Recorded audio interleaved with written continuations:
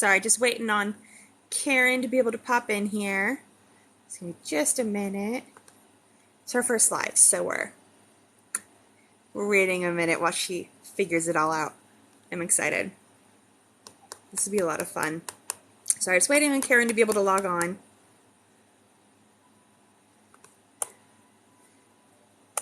Same.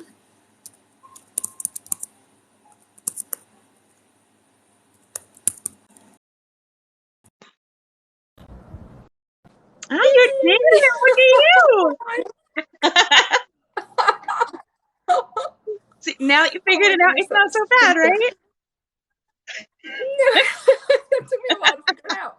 I can't type anything in there. It's just like find a scroll. Right? And you only get like a couple words and you're like, oh, what do I put? Oh, it's tough. Yeah. I totally get it. Totally get it. I got there in the end. Right? Well, and I'm glad TikTok behaved for you because I've had a couple other people that it's been like their first time doing a live and it didn't let us connect because they were too new. And it was like, oh no, what do you do? Yeah. So I feel bad. A couple of them had to like, they just like commented and we just chatted that way because what else can you do, you know? Yeah, it's all you can do, I guess. Right? Yeah. Yeah. Wow. Oh, fun. Yeah. We're hopping that. Excited. It's be fun. So we'll have a lot of people kind of popping in and out. It's like I'm kind of seeing a rotation right now. That'll be good. Where to start? Some random stuff. Random stuff. Random stuff sounds good. Random bookish stuff. Okay. Yeah. So I would love to know how, like, you kind of said a little bit, but like, how did you get started in cover design? Like, I would love to know like, how you actually decided to do that. Well, I was actually an author, and I got sort of into this anthology, and I was helping organize it, and I was like doing all the formatting and everything like that. And we had a cover designer lined up because it's a charity anthology. And about 2 days, I think, before we were due to go live, the cover designer decided to drop out. And I'm like, oh no. So I'm like, well, okay, well, too late to find anyone else. I'll do it, you know. Right. And I just fell in love with it. It was just so much fun. I'm like, why am I writing? I could be doing this instead. And I haven't written since, or other than like about 3 chapters to finish the book off and make the publisher happy. It's hard to, because that is one thing I have been struggling with is getting that balance of the, like my creativity balance to be able to write and do cover art. Like both are draining individually, but doing both, especially as a business, is kind of exhausting, to be totally honest with you. Oh, I can imagine. And I can't imagine like you've got your story that you're writing, but you've also got the story for, especially for pre-mades, that you've got to make up. And you know, at least the custom the author gives you their, you know, ideas and story and stuff, so you know what it's about. But trying to keep that many stories straight in your mind, doing it all day to day, must be really hard. I will say one thing that has been good is that when I'm trying to figure out a pre-made cover, it's been kind of nice that a lot of times, you know how like sometimes you get these like incomplete random story ideas to write. And I love that if I'm like, I'm not gonna have time for this, and I can use that story idea to create a pre-made cover instead, and I can like mentally let it go. Yeah. So that's been good, but my list of stuff I'm still gonna write is still like a couple of years long. Oh my goodness. Yeah. Oh my goodness. Just the gender bender fairy tale retelling series I'm working on, because, you know, I'm busy. Like that is probably going to take me to complete it, just from the ideas I already have. It's probably going to take me at least 4 or 5 years to complete the entire series.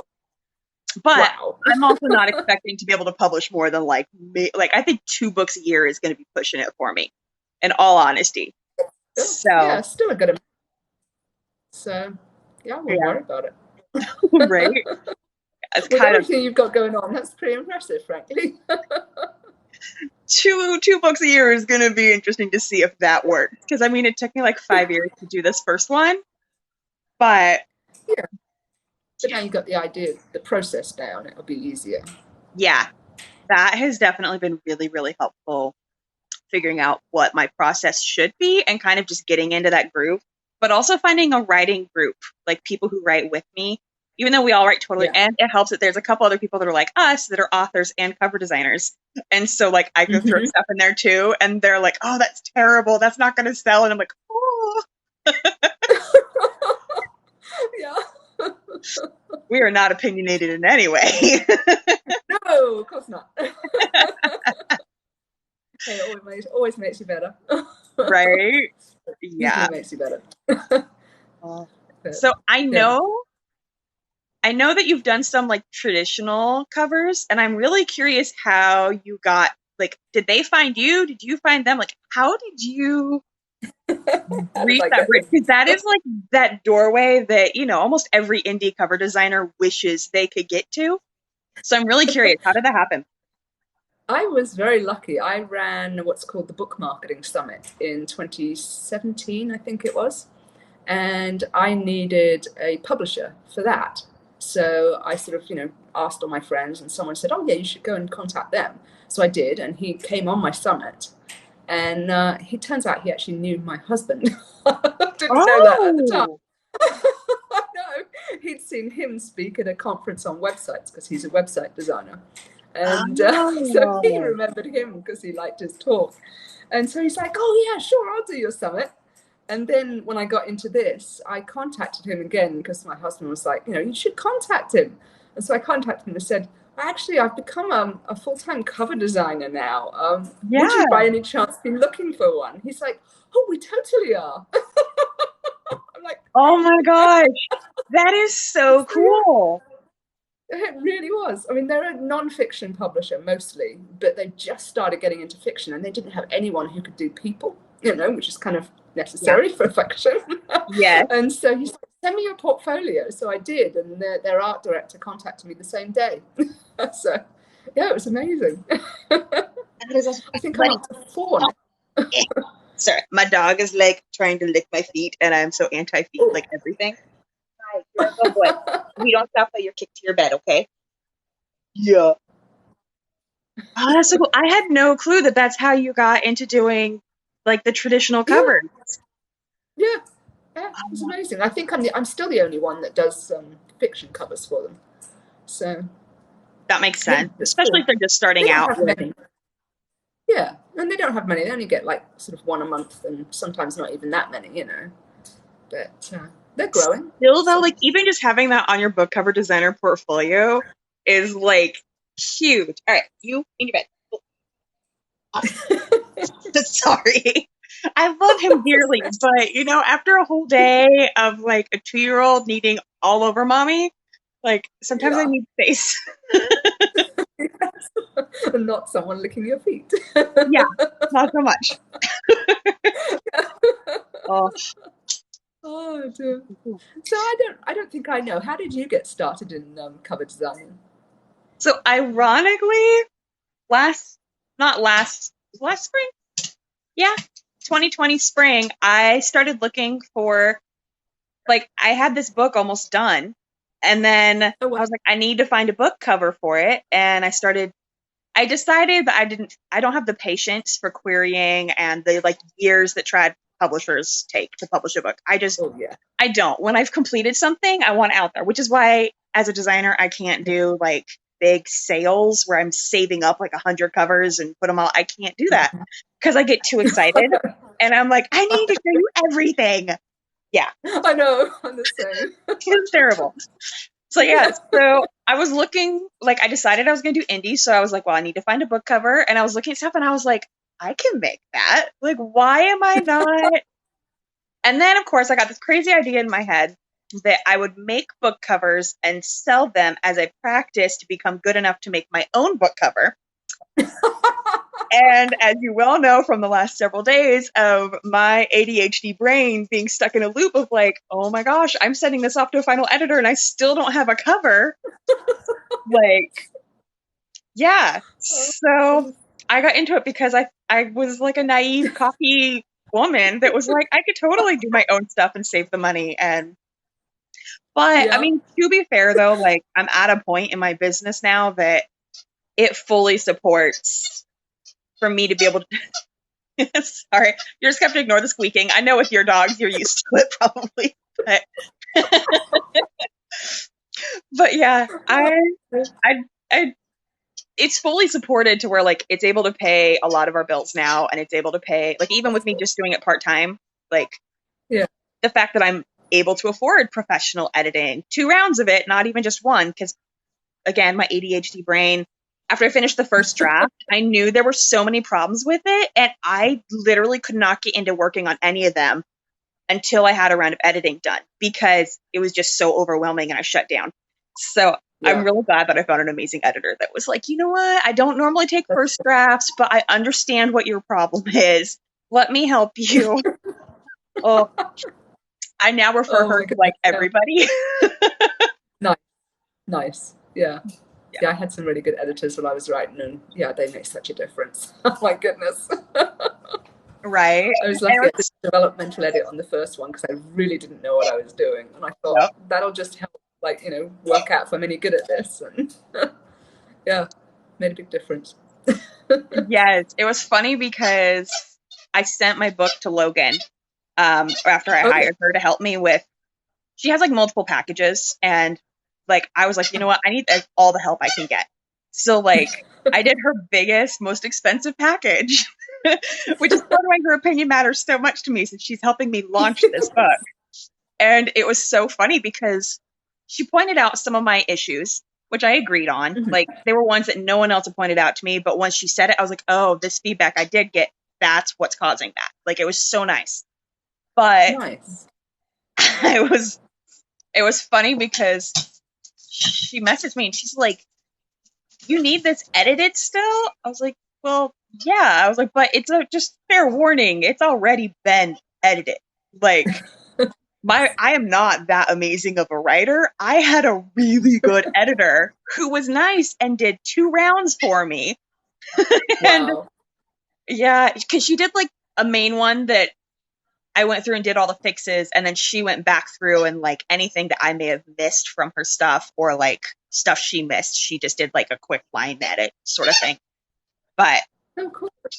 yeah, it was just funny though. Cause she's helping me out with another project I'm working on, and I sent the stuff to her, and she's like, "Yeah, I can tell your other work was edited." I'm like, "Yes." I'm not Yeah. a bad writer, but you know, Editors help. yeah. But at the Yeah. same time, like, I don't know if I'd actually be ready to publish this book, let alone have the anthology next month, if I wasn't doing cover design that makes it so I can afford to do it. Because, like, beforehand, there's no way I could have paid for the $500 artist I just hired, or, like, Yeah. Yeah. there's no way. Yeah. No, I'm kind of the same. I'm finally paying the mortgage and everything now, and yeah, makes such a difference. Yeah. Makes you feel like you're doing something that's like worthwhile. Kind of. Yes. Yeah. Well, and I know it's funny because I definitely did notice that, like, once I started paying my bills with it and, like, relying on it more, it kind of took some of the fun away. So, like, it All feels right. so much more like a job. And that's definitely put a bit of a damper on my creativity a bit, which is part of why I'm trying to make sure that my writing doesn't turn into that. Like, I don't need both of my creative outlets to be really heavy, you know? Yeah. Like, Yeah. Yeah. At least with the writing, you can do it on your timeline, yeah. That was another reason which I was helps. like, I can never do trad, because if life happens, I need I to be able to take a break for life. Yeah, I did both. I started indie, and then I was really lucky. I didn't have to do all the letters and the query letters and everything like that. They approached me, so Oh. I was very lucky. I had it was in Lit RPG, so it's a small trad publisher, and one of the people that they published, they asked around all their authors and said, "Does anyone know a girl who writes Lit RPG?" And they came up with my name. So they Oh, that's approached me and said cool. about it. Okay then. That's That awesome. was kind of Have all it you was, really. noticed? Sorry, the Lit RPG thing made me think of this. Have you looked at Lit RPG on Amazon recently? Oh yeah. They must have done a big crackdown on the covers because, like, a month ago, there were like penis plants on half the covers and like nipples popping out and vagina plants. All of that's I gone. think, yeah, they're more the harem covers than the lit RPG. But it was just interesting because when you did research But Lit yeah. RPG, that was what popped up all the time for me. Was like Oh, I that was know. what was The popping same up in the authors, yeah. top. Yeah. Yeah, when Yeah. it was like all It's the top mostly selling the same. ones. Yeah. So I'm But curious yeah, since I they know they are the lit were. Yeah. Yeah, they aren't the lit RPG. They're more the fight scenes, Yeah. which are really cool, like the big monsters and the fight scenes and stuff. But the harem ones, yeah, they haven't been able to do AMS ads for a while, and now obviously they've cut down on it. So we'll see. Yeah. Well, and I know since Amazon's been doing some cracking down on their like I've been hearing it from romance and fantasy as well. And so like I'd wondered when they were going to get to Lit RPG, and I was kind of blown away when I looked the other night and like all of that was gone from the Lit RPG stuff when Wow. I searched it. Yeah. Wow. I I was know they're coming out with a lit RPG category, so maybe that's kind of in like the works as such, as in they're trying to work out which books actually are lit RPG and the harem ones are. So maybe they're trying to separate them so that they get them in the search. that might be. Well, and that kind of gives hope a little bit too for I know that some publishers and stores are starting to put forth the effort to do the division of YA and new adult. And there's been a lot of people like requesting it from Amazon. But like Barnes and Noble has it. They've now broken that up. And hi. Is that a dog toy or something? Yeah, it's a squeaky toy. Okay, you're a good boy. Yes, you are. Thank you. Nope, off me. You're okay. But yeah, Barnes and Noble added that category. It has less than 100 books on it total right now. And I would say most of them are probably like college romance kind of stuff. But I was like, okay, the fact that they put forth that category, like it would be really, especially with there being only 100 books in it, it would be really smart for people who are trying to sell their books through Barnes and Noble to use that category, especially with new adult fantasy and with how many people are asking for that category specifically. Yeah. It would be smart for people to start using it since it's there. Yeah. Oh, I can't wait to see what happens. Right? Yeah. Very cool. That'll be fun. I'm always nosy about all that stuff, especially as I've been digging into more of it. Like, yeah. I kind of hear about the lit RPG stuff a lot because all the author groups on there, but I haven't really heard about that one yet. So yeah, that's really cool. This is the interesting thing. I hadn't heard about it from anybody. I was curious because I was hearing the argument about how, and I know I've been running into it where a lot of the YA has like really graphic sex scenes, and you're like, is that really YA? Like, I understand it's teens, but like, there's a certain level of graphic that, it's iffy.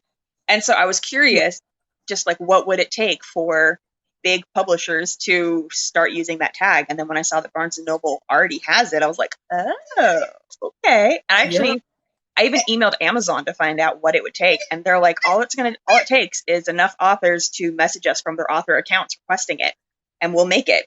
They're like, we're counting it up. We're just waiting till we hit the right number. Okay. Wow. That's really cool. Yeah. We'll see how long it takes to hit that point, but yeah, that'll be nice. Yeah. Because the Tribe publishers are 12 months out. I know when I do covers for them, there's 12 months before the book gets published. Yeah. Barnes and Noble, if they've finally come up with a new category, that's obviously all like on the back of the book and everything. So, yeah, I guess it's going to be 12 months before they get their books in it. I'm starting to have more and more authors hiring me too that are doing more distant bookings. Like almost everything I've worked on over the last 3 or 4 months isn't coming out until like next year or the year after. And they're like, we just want to have it all like ready so we don't have to stress it. I'm not going to complain. Yeah. Like, yeah. I just finished one that's going to come out fall next year. So, yeah. Well, and it's been interesting. I've been starting to have some authors booking me to do an entire series of covers all at the same time, which is actually really smart because I know not all cover designers like lock in the price for like the whole series. So like it's smart and it's kind of nice to be able to just do it all at once. But yeah, I prefer that. So I've done a few like that. I think it's really good from the point of view of the author, because then everything is going to look the same, because it's not like, a year between projects or whatever, and your cover design has improved and then your first cover looks terrible compared to the rest. Yeah. Exactly. Actually, what is it? There's a series that I get sent all the time of book covers that I get sent a lot for like contemporary fantasy, and it's like a woman normally facing away and in like a black dress and a moon. Like if I can't remember what it's called. If I sent you it though, you'd be like, yeah, I'm pretty sure it's on our mood boards even actually. And probably it was so interesting to me to look at it because the first cover you could tell was very photo manipulation. And then the second one, you could tell the artist was trying to learn how to be more illustrated. And like, so it did a big change. And then each cover for the rest of the series turned into like, it just morphed. So like, it felt cohesive still, but maybe it's just because I'm so used to like critiquing book covers for my job. Like, yeah, it was really interesting to see that and go, oh, so I've been contemplating maybe booking next year after tax season for my artist for book 1 to have her go ahead and make the covers for the others while her art style is still similar. Like, I think that's go ahead and do that. Yeah, and before she becomes more expensive because she's like already at the top of my budget. Yeah. I mean, that too, but it's, when you look at the book covers, and I've now done 3 series where I've done the whole lot in one go. And the series just looks so much more cohesive than the ones that I've done where I've like done this one and then, 6 months later I've done this one, and, it shows.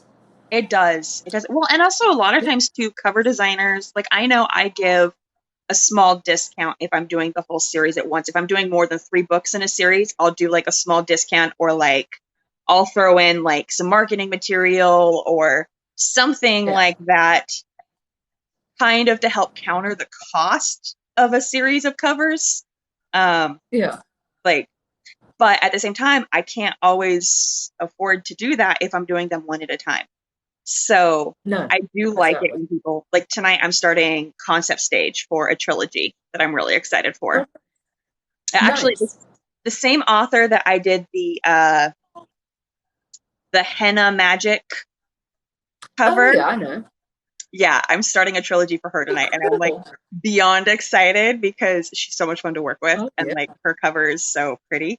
So this is going to be really interesting. That's awesome. Yeah. So I know you're working on like niching down because 1, you're getting booked, and 2, you're having a lot more, like your skill level has been increasing so fast lately. And I think a lot of it is because you have been focusing on specific genres. So like what genres are you focusing on right now? Right now, dark fantasy and PNR, so sort of the fantasy romancing kind of area. That makes sense. Because really, you have that kind of creative mind. Sorry? You have that kind of creative mind, so that makes a lot of sense. And especially considering where your origins started with covers and your writing, like with it being that kind of, slightly different genre, but the like fantasy kind of stuff, that totally makes sense for you. Totally makes sense. I just love fantasy.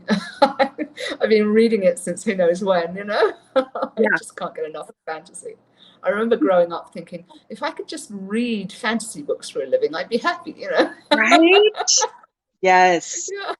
I totally get the people that decide to become like paid beta readers and like that kind of thing. So I'm like, yeah, sometimes you're having to read some really rough stuff, but at the same time, like you get paid to read all day. That's awesome. This is true. Like I'm currently, I don't do paid beta reading, but like every once in a while, you know me. Woo! Sorry, dog jumped on me and I dropped it. But you know me. I like to get to know my author's stories fairly well before I start working on a cover because fantasy, it's a lot more work to. You really have to know it to make a cover that's going to make sense. And Yeah. I have one that I'm doing the cover in November, and it's like this steampunk kind of thing. Oh wow. And I'm beta reading it right now. And it's so good. And two, I'm having a really hard time not starting that cover right now because I'm so inspired by it. And like the story's so That's good. awesome. Yeah. And it'll be kind of cool awesome. too because we're doing those. A lot of retellings right now have the style, but so does steampunk, of the like kind of vector type where I know it's vector art for the most part, but it looks like it's illustrated and it looks more like a storybook kind of thing, like Furyborn and that kind of stuff. But yeah, we're doing that for her cover, and I'm like, oh, I want to work on it, but I just don't have the time. Like, we're starting that November. Yeah. I've only got like 6 weeks, and I get to start her cover. So Yep. yeah, I'm finishing that beta read this weekend, so I can get that back to her so that she'll have it all ready to go. Nice. But I've not read any steampunk yet. right? I've done a couple, not very many, but that's partially because it's a small niche right now. Like, there's not a whole ton of it has a very loyal following for an audience of readers, but it's not super big. Like right now, I would say paranormal romance and retellings, and then like man chest romance kind of stuff tend to be the biggest genres I'm seeing at the moment. But steampunk's had its time, and I'm sure that it's going to come back for round 2, like or 6 or 7. Like, yeah, I'm fully expecting that. I think that's going to happen. Yeah, it'll be interesting. No, I've not actually read any yet, even. So really, man, I had like a year where I was like obsessed with steampunk. Like even my Halloween. Okay, see, this. Oh, very He's cute. like, I need love. Yeah, you're a good one. Okay, in your bed. Come on, in your bed. Thank you. Sorry, I told you he's very needy. He's so sweet, but he's very needy. Oh. He was abandoned, so like we found him in Uptown Charlotte, so he's not used to. He needs lots of loves to reassure him he is wanted and loved and needed. Yeah, I can see that. Yeah, good to cuddle with. Oh yes. Normally the evenings, like we do a lot of cuddling, and it's kind of hard because he tries to cuddle while I'm working, and if he bumps me wrong, I'm like set back a long time. So a little brutal. So he knows he has to stand. Yeah, like he has to stay on his side of the couch while I work, and then afterwards I like watch an episode of something and we just cuddle. So he's not ignored, he's just really needy. Yeah. Yeah. Oh dear. Yeah. One day we'll get a dog. When I was pregnant, I had another dog, and she was so sweet. She was also a rescue, but she was a Boston Terrier. And she was I don't think she would have been as good with kids, and she was an old, like she got sick and we had to put her down while I was pregnant. But she was kind of old and crotchety, so I really don't think she would have done nearly as well with an infant or a toddler. Yeah. But he's been amazing. I mean, I didn't want a rescue when he was, like, when we found him. I didn't want a rescue because I was nervous that they were going to come with behaviors that were not going to be appropriate for a baby or a toddler. Like, there's nothing against rescues, just, And he has never had any sort of negative reaction to her in any way. Even when she climbs into his crate with him and he's trapped in there with her because she wants to cuddle. Oh, that's awesome. Right? And it's funny. I guess he likes the cuddles. Right? Well, and it's funny because he'll be outside and she crawls into his crate and like plays in there without him and plays with his toys and stuff. And I'm like, oh my gosh. Oh, she gets jealous when he gets his own ball because she wants it. Like, they crack me up. Oh my goodness. When she gets Oh, bigger, I have a feeling he's going to be sleeping in her bed and they will yep, be best friends. yep, yep. You know it. Oh dear. Yeah, crazy. Love it. So how long did you write? Oh, I think it was about 2 years. Yeah. Not very long. Maybe it was, yeah, I think it was about 2 years. I wrote one, the first book was 162,000 words. So it was As about a that thick, the book. beast. Uh-huh. As a beast. It literally was about that thick. Yeah. And then I did a sort of a short story about the other side. So the baddie, if you like, was the main character, and that was only 32,000 words, and that was my like reader magnet. And then I planned out book two, and book two was 167,000. And then I discovered cover design. And so book three was 10 chapters. And then I squished the whole lot into one massive book. I think, I'm not kidding, I think it's, if it was printed, it would probably be that wide. It's 1,078 pages, I think. Something like that. It's 35 funny and a half hours on video, on audio. It's really freaking long. I'm starting to look into audio stuff because I'm like, I know most of my friends and family read audio. They prefer audio. And I Yeah. feel like readers are expecting it more and more. So I'm kind of like starting to dig into what to do. That's like a hot mess of like whole other stuff to figure out and like a ton of legalities to figure out. It's kind of intimidating, honestly. Well, are you going to go like wide? Or are you going to go? I can't even remember the name of it. The Amazon one. No clue. The only thing that I know is for my books for the beginning, unless, Logan tells me definitely don't do it. But for the time being, I think ebooks, other than my reader magnets, are going to be Kindle Unlimited. But Okay. beyond that, I don't know. Yeah. I know what I did, and it ended up being the publisher doing the audiobook for this, but I did an audiobook for the nonfiction that I wrote. And what I did was I went through and submitted, like, I think it was like 1,000 words. So basically chapter one kind of, sort of length, and gave that to them. And I went through, I don't know, 50, 60 different people and looking and reading it, listening to all their samples and that. And then I sent my sample, I think, to two people in the end. And they did like a test read so I could see what it would be like. And then I picked one of those two. So That makes sense. Yeah, it worked out well. But that part sounds fun to me. It's more the like how I keep hearing, like different ways that they're paid and like how that's all processed. And like that's the part that's overwhelming my brain a little bit of like, how do I, especially since like for me, I already feel complicated having a personal assistant, which is like the best $80 a month I've ever spent. Yeah, I can imagine. I can imagine.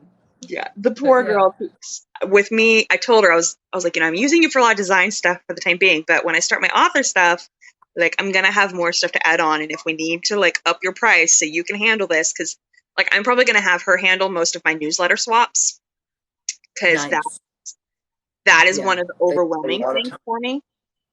So that will probably be one of her biggest things I have her handle. But that's a good idea. Right now, she helps me with finding stock photos. That's like her main thing. And oh my gosh, that's been so helpful, especially because, like, one, I mean, I spend a ton of time looking for that, like a ton of time. And then having her, like, her computer has a different algorithm than mine does. So she pulls up stuff I never see on anything. Oh, wow. So I wouldn't have thought of that. Right? So it's awesome because she sends me stuff I've never seen on deposit photos before. And I have like hundreds of thousands of things saved on deposit photos. I know, same. Yeah, so she gets entirely different stuff. Huh. I wonder if we should start searching on incognito then. That's See not a what we bad get idea. for blank. Yeah, that might be I'll give it a go. And like even I have noticed even if I log out of deposit photos for a while, Uh-huh. sorry, a little off topic. Do you remember me sharing with you Huang Lap? He's the one that did the cover for the anthology that I'm in. Oh yeah. And he is literally messaging me right now saying he wants to do a marketing image for me because I'm gonna have like his style is so amazing. I mean, it's like mind blowing amazing. But for YA, I think it's a little too busy. But Uh-huh. like I know that if I saw his art go through on my Facebook or my Amazon, I would be stopping to take a look and see what it was all Yeah. about. And the fact that Yeah. he's like, sorry, I was excited because I sent him a long thing of like, this isn't the basic world. I don't have a specific idea in my head, but like I have these ideas and, you know, I trust your creative process. And yeah, he just messaged me going, I love the cover theme. I have no problem with any of that. We can start October 10th. And I'm like, sorry. Yay. I know. Like, Awesome. Well done. considering I just booked two like of my all-time favorite artists today, which Yeah. is a crap ton of money, but thank goodness I'm a cover artist. I Exactly. can afford it. Exactly. I had Jay do my covers when I was writing, and it was just it I was love a lovely Jay's experience. Yes. So, Well, and I'm considering we'll see how her openings go when she opens up. But Bianca, I think she just changed her business name to like Moon Press or something like that. But I love her style. And I yeah. think her style would be really good for retellings because I kind of want to do sort of like, have you seen Katie's cover for Enchanting the Elven Mage? Yes, I love that one. Like, imagine that kind of vibe, but with Bianca's art style. Like, to me, that just clicks really, especially because I tend to write very snarky and sassy. Okay. Like, so, like, Katie's stuff is a little stiff for my writing. Like, that's been my hardest thing with finding someone for World Walker is finding an art style that I feel kind of vibes with my writing style, but is also marketable. And like, that has been a bit of a nightmare. Yeah, that other cover you mentioned, a bit too kind of almost sweet. Mm-hmm. You Yeah. So, I feel like Bianca's a little sassy. And like me, even my own art style, it's funny because I feel like my art is darker than anything I write. So like it would be really hard for me to do my own stuff because I don't feel like my art style your own vibes stuff my writing anyway. style. Yeah. Back. Hi. You're so sweet. Yeah. I was surprised though when I found out that like I guess Logan, I think she said that she's never done any of her own covers, and I was actually kind of like, oh, that's interesting. I think it's sensible. I tried because the publisher asked me when we were putting it all into one book. They're like, "What do you want on the cover?" And let's put together some sketches and stuff. And I didn't like any of the sketches, so I thought, well, I'll just throw something together. I've got some ideas in my head of what I want to look like. It was impossible. Yes, impossible. I keep like having these ideas that pop in my head that I'm like, this could work, but then every time I would sit down to try and start a render or start it at all, I just like froze and I just couldn't. No, you're just too close to it with your own book. Yeah, it just doesn't work.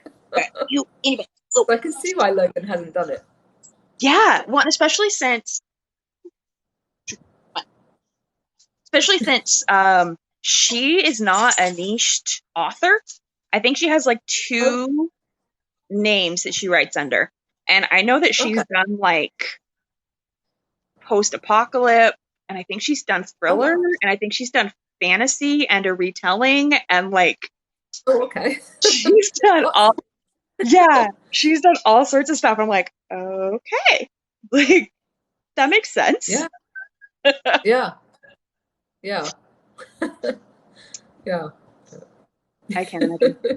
But it was really cool. So one thing I've noticed is, as I've been digging into the marketing, like research for publishing my own book, I've been noticing that like anytime I would see ads come across, since I'm like 80% of my groups that I'm in on Facebook now are all book related, and like 80% of what I talk about on Yep. there is book related. So all of my ads are book related.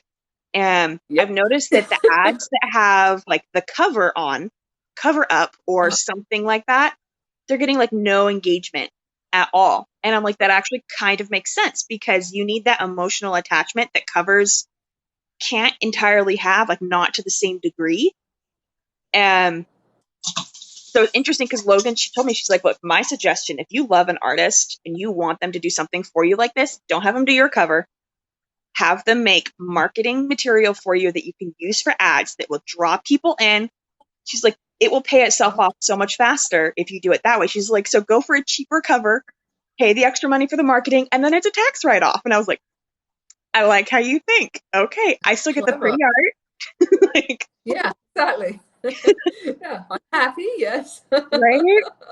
Well, and I was Yeah. thinking too, something I may do, because I think it'd be fun, 'cause I love books that do this, and I just feel like I don't see it enough.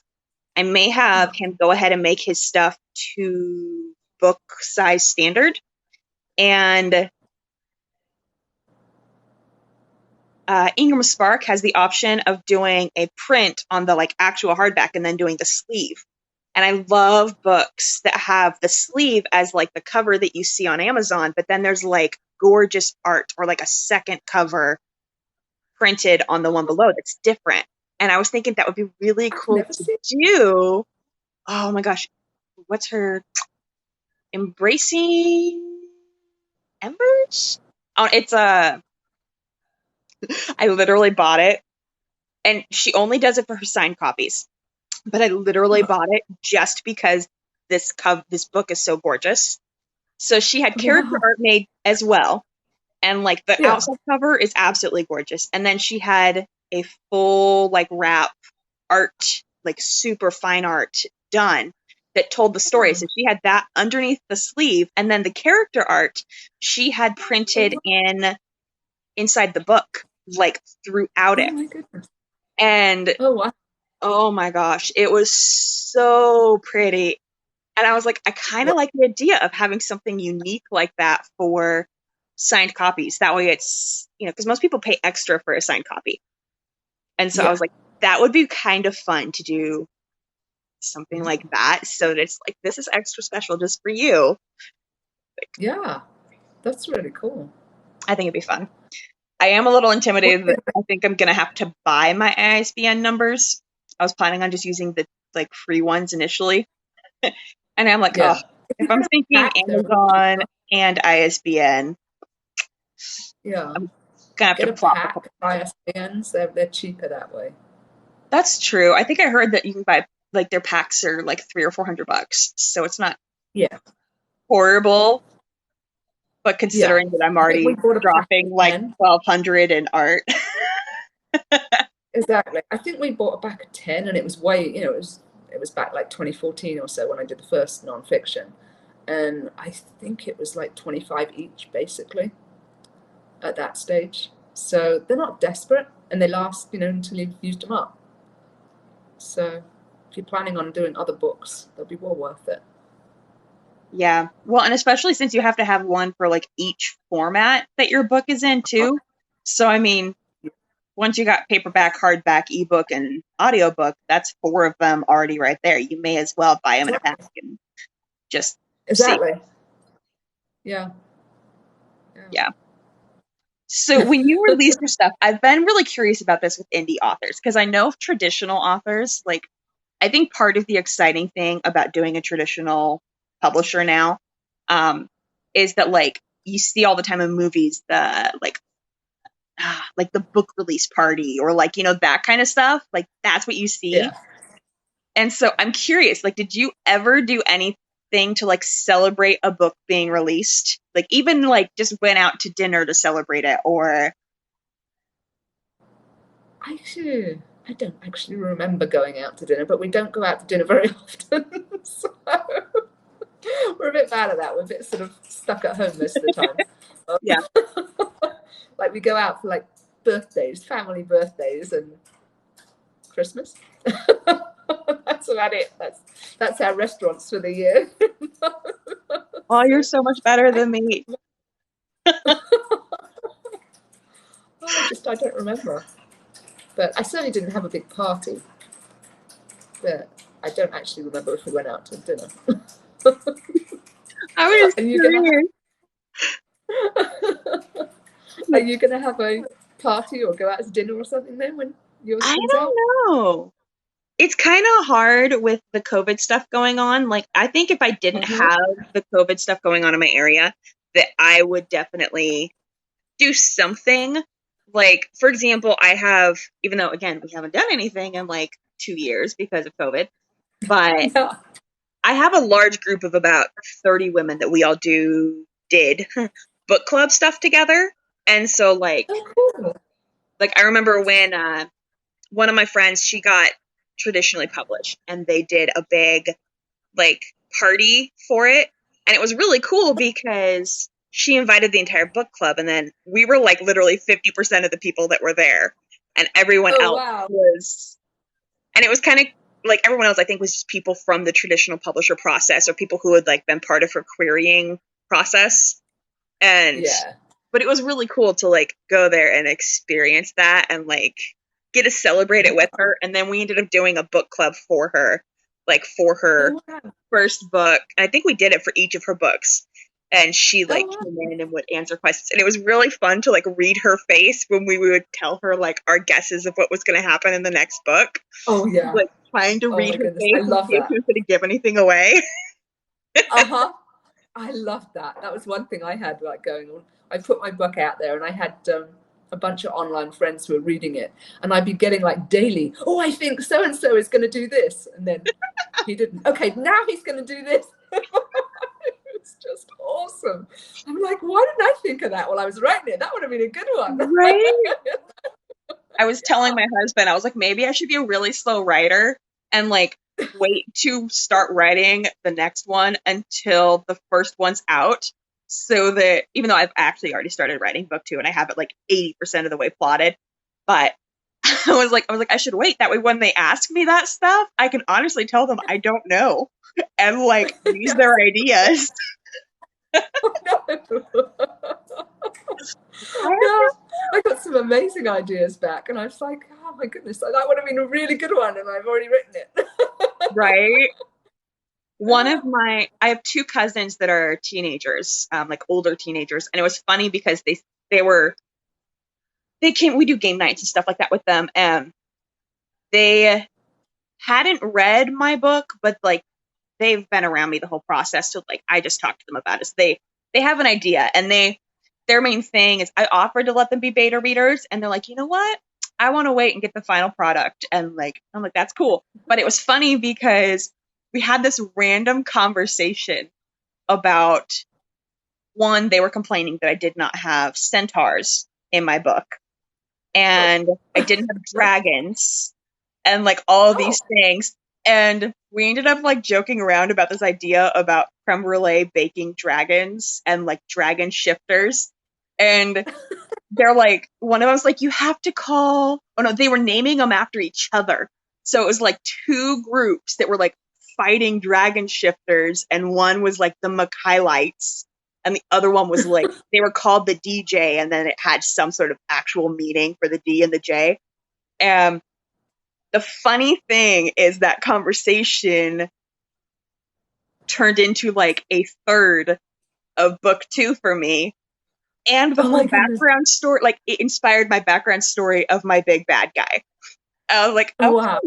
like that, especially because book 1, I don't have the big bad guy obvious, like they're mentioned, but you don't find out that they're the big bad guy until book 2. Like the big bad guy of book 1 gets like wrapped up and he's done and good. But yeah, it was just kind of like, I love those conversations where you're bouncing stuff off and you're like, oh, this is good. Like, yeah, I'm doing this. Exactly, yeah. I was forever having those with my husband. Every time we were driving somewhere, I'm like, right, on to the plotting of the next. What do they do? Right? Oh, it's funny because I kind of wonder, you know how like everyone talks about how James Patterson has ghostwriters and yeah, like he does so much co-authoring stuff. And I've kind of wondered if, I mean, one, he's getting old. Like, I get it. And he's got the money to help other authors publish. So I do Yeah. respect that he's helping other authors in that way. But I do kind of wonder if some of his ghostwriting stuff is because he literally just did not have the time to write all of the ideas he had. And he wanted to get his hands on them so much that he's like, I've got the money, I might as well. Like, I see nothing wrong with that if you're like actually going back Yeah. through it and, you know, Yeah. like I if would he, have thought it's like he's got a brand. I mean, it's his name, but it's a brand, and people will pick up a James Patterson book because they know they like them, you know? So why not have more of them? right? And he has a standard of quality that you don't, that like not even all regular publishers have. Like he's basically just become his own publisher. And Yeah. that's why we have so many James Patterson by such and such author stuff coming out right now, is he's become a publisher. And it's interesting to me how many people don't get that. Like that it's not Yeah. that, like he's, most of his stuff he's not claiming he wrote. Most of it is him Yeah. just saying, I'm helping this author publish their stuff and I give it my stamp of approval. Like, Yeah. It's great. yeah, You if I know. had the money, I mean, why not get a chunk of it when you know how to publish, you know how to market? Like, why not help Exactly. authors with And that you've and get got a the chunk of name, that? Yeah, you know. Be like J.K. Rowling doing it and just sort of going, okay, it's another J.K. Rowling book, and there's like 100 different authors all under under yeah. that putting out fantasy books. I mean, it'd be amazing. Even though I was cracking up when I went to Barnes and Noble and saw the Bill Clinton one, I was like, hold up. Like, James Patterson, you just like put your stamp of approval with a James Patterson by such and such author for a Bill Clinton biography. Like, Goodness. That's a bit odd. yeah, You I'm think like, he'd that's stick a in the little same awkward, genre? right? Yeah. It was a little weird, but he's basically his own publisher house now. I'm totally cool with Yeah. that. Like, honestly, Yeah. if I did decide to go trad and like I had the option with him, like he's actually probably one of the only ways I would consider going trad, to be totally honest with you. Just because Yeah. I feel like he has more presence and clout than even the big, well, four now, since one of them bought out another one. Which Yeah. ironically, my friend that I was saying, talking about how I went to her like book release party thing, and Yeah. in that sale, she ended up getting the rights to her book covers back, to her books back. And so she's like trying to decide what she's going to do with them while she's working on other stuff. And Yeah. so I've been sending her like resources of like, this is what you should look at for indie. Like, you've never had to market your own stuff. You've never had to do any of this. Like, Yeah. this will help you out so much.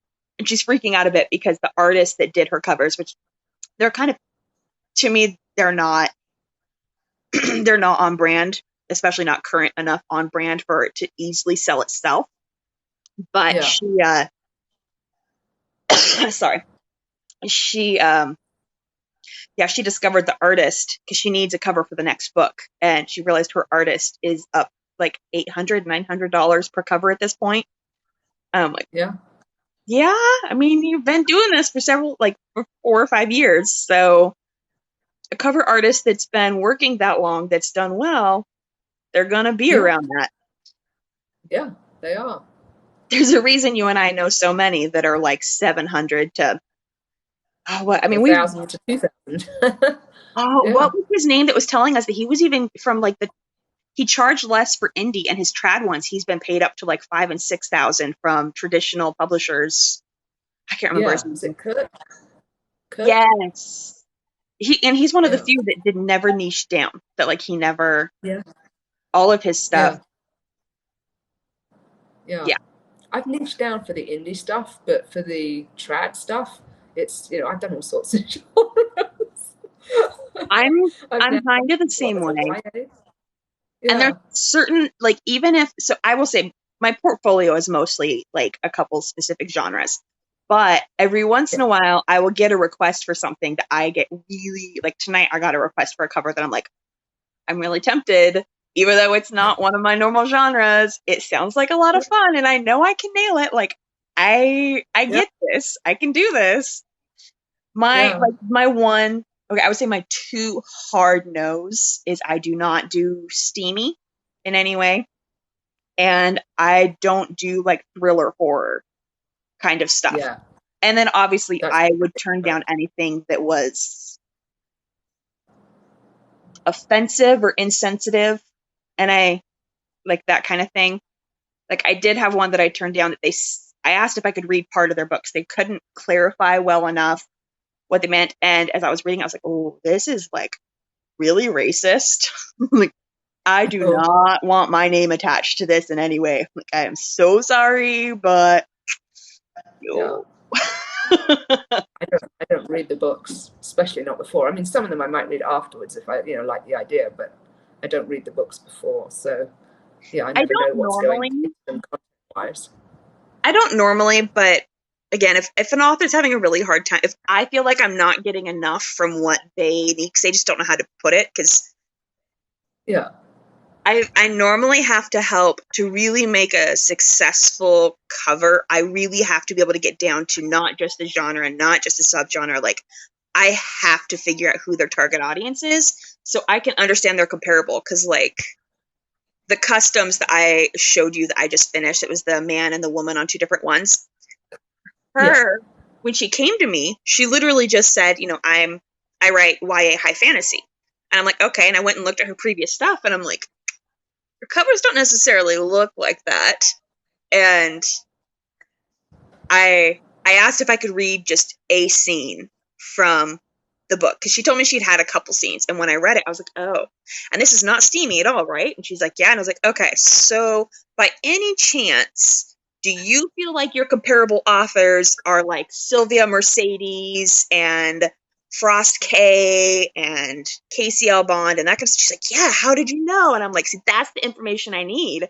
I need to know that level, because, for example, a cover for someone who's going to draw the same audience as J.K. Rowling or as James Patterson versus Sylvia Mercedes and Frost K, they're completely different covers, completely different compositions. Like, even though they're all technically YA high epic fantasy, like, I need more than that. Yeah, it's true. That author was... Whereas the adult stuff's a little narrower, should I say, I guess. It's like urban fantasy is, I mean, there's the shifters and the vampires, and they've each got their own like bits, but it's still, urban fantasy. You can tell it's urban fantasy, Uh-huh. Yeah. So, well, and that's been a kind of an interesting thing too. Like, for example, high fantasy has really been starting to have bigger divides in it. Like, epic fantasy has to a degree, because honestly, epic fantasy kind of pulls in part of lit RPG and sword and sorcery and some high fantasy stuff. But high fantasy's been really interesting to watch as it's been breaking up into a lot wider range of target audience and subgenres. Like, especially as the retelling stuff has exploded. And like a cover for that. Do you know who Sarah Oliver is? No. So she does a lot more vector type stuff, but it's a specific style that I considered actually for World Walker. And then when I dug into it, I was like, oh, almost all of these are actually retellings, but dark retellings. But if it's like a romantic retelling, then you want a cover like Enchanting the Elven Mage. And like, high fantasy has been breaking down into so many interesting subgenres, and like, it's even been starting to break down into like Fae specific and shifter specific and a lot of that kind of thing. It's been interesting as I've been digging into it. And of course, my book doesn't like even qualify for high fantasy, but it helps for covers. For making covers. Yes. I guess I've been sort of like, delving into like the vampire and the urban fantasy and stuff more than most else actually at the moment. So I haven't seen that in high fantasy. Well, and honestly, I think partially because of book length, like most paranormal and urban fantasy, most of those that I've read have been between like 50,000 words and 70,000 words. But, high and epic fantasy like are expected to be between 70 and 120,000 words. And so Yep. authors are, for the most part, there's a lot more covers being needed and sold for urban and paranormal just because Yeah. they're being written Need fast. one per book. Yeah, Plus, they're like exactly. the hot genre right now, especially for steamy. And like reverse harem in high fantasy is having like a huge boom right now. I mean, reverse harem in general is, but Yeah. I know you and I've talked about that. We're looking at covers and we're going, okay, what are the like key things in this that are like the secret subliminal things saying this is reverse harem, even though it does not look like reverse harem. Yeah. Yeah. Yeah, there's a lot to it, isn't there? I did one cover really early on that was harem, and it was like my, I don't know, third or fourth cover I'd ever done. So there was a heck of a lot I still didn't know at that stage. Yeah. And the author was like, "This is what I want." So I just said, "Okay," and produced it because he told me it was an urban fantasy. So I produced an urban fantasy shifter, and the amount of people that he had contacting him saying, "Is this a reverse harem?" Oh no. He's like, "No, it's Oh, harem." And of course, he had a ton of like people going, "I thought it was a reverse harem," you know. So we eventually changed the oh, cover and made it really harem book, not, you know, what he told me, which was urban fantasy. yeah. Well, I So mean, yeah, I feel like that's a big part of a cover artist's job is like, especially for authors that don't know, like it helps when an author comes to me and knows what categories they're going to put their book in yeah. I because always ask for categories. yeah, But yeah, when you're that's the way back at the easiest way beginning, you for don't me know to know. that. Yeah, and Yeah, I would say only I would less than half of my authors that come to me know those before they come to me. Like especially oh if they're wow, new and they've never put out another book before, like normally I go through that yeah. process with them of, and then again, it's one of those things that I know and I've learned, but I have no clue. Like I can't do it for my own stuff. Right. There's, Yeah, I've had. I think every single person has known what categories they're going into for mine. you're getting a whole different crowd than I am. Yeah, Or yeah, like the ones I'm sending your way. Some of them I've sent your way because I already went through that process with them, and I'm like, you know what? I know someone who will do this better than me. Like I like you, and I would not be referring you to her if I did not think that she could literally make a better cover for this than me. I've done a few, and yeah, I always, usually I offer. I'm like, I will still do it if you really want to work with me. I don't mind, but I've done a few of yeah. those referrals from. I know for you and for a couple other people, but I'm like, this style with what you're showing me, they would be amazing. Like their cover would be so much better than mine. Well, thank you for that. So You, yeah, you you've got skills. You've got more than you realize. yeah. Yeah. Especially looking at the stuff from like I'm trying to remember when I first met you. Like I first remember seeing your stuff before I actually met you. So I think the first stuff I really remember seeing from you was like July or August of last year. And that was the Yeah. first stuff I remember. I don't think I actually met you though until November because I don't think it was until after I joined Illustrious. Okay. I don't Yeah, remember. I I don't. thought we were chatting before Illustrious, but I don't remember. It's Maybe hard for not. me to remember. I just Yeah. remember for those first few months, I felt like so alone because I didn't know how Uh-huh. to break into the network of book cover Yeah. designers and like the author Yeah. world could help me find the marketplaces, and that was such a huge help. But trying to find where the cover designers were so I could learn and I could find resources, that was Yeah. a struggle. I actually found Jeff before when I was an author, and I was like watching him doing paint overs and stuff. So I knew him, and so he actually messaged me about Illustrious starting. And Oh. I started, I think I waited about a month, and I should have just started right at the beginning, but I didn't. Yeah. It was stupid. And so I waited a month, and so I think I started on week 6, week 7, something like that. But until then, I'd been like totally lost. I'd reached the point that I actually messaged Jay and said, I'm wanting to get into this. Do you have any feedback? I need help. I asked him if he'd mentor me, and he said he didn't know enough to mentor me, so he didn't want to do that, which was really sweet. But he gave me a load of feedback on a couple of covers and helped me improve them. Oh, And that's then awesome. I found Ryan in the gallery, and he helped me again, and it kind of like snowballed until Jeff messaged me. And I'm like, oh, I'm going to do that, you know. So I have yeah, this like internal voice in my head that when I want to send something to somebody to get critique, that like I'm bothering them, even though I know that's not necessarily the case. And so that was actually a big part of why I knew that I didn't really have the time to be an admin for book cover events. But I was like, it is literally the only place that I, even now, that I see that's giving actual actionable feedback to book cover designers. Like even the critique yeah, groups, I'm not seeing that. And I think it no, helps too that we have an expectation and we make it clear with any designers that want to sell their stuff in our groups, because we are having between 70 and 80% of our covers in almost every sale selling, which no other marketplace is having that right now. wow, wow, I didn't know. That's Yeah, really cool. we've had a couple that like we got overwhelmed and just forgot to actually like push like normal. But like for example, that author appreciation one, I think we only had 4 or 5 covers from that whole sale not sell.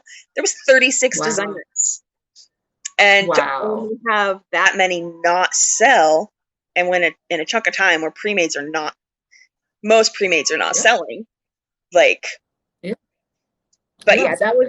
that was why I agreed to do it, because I want to help people get it. And I could totally see me like long term doing more of that kind of stuff, especially doing more.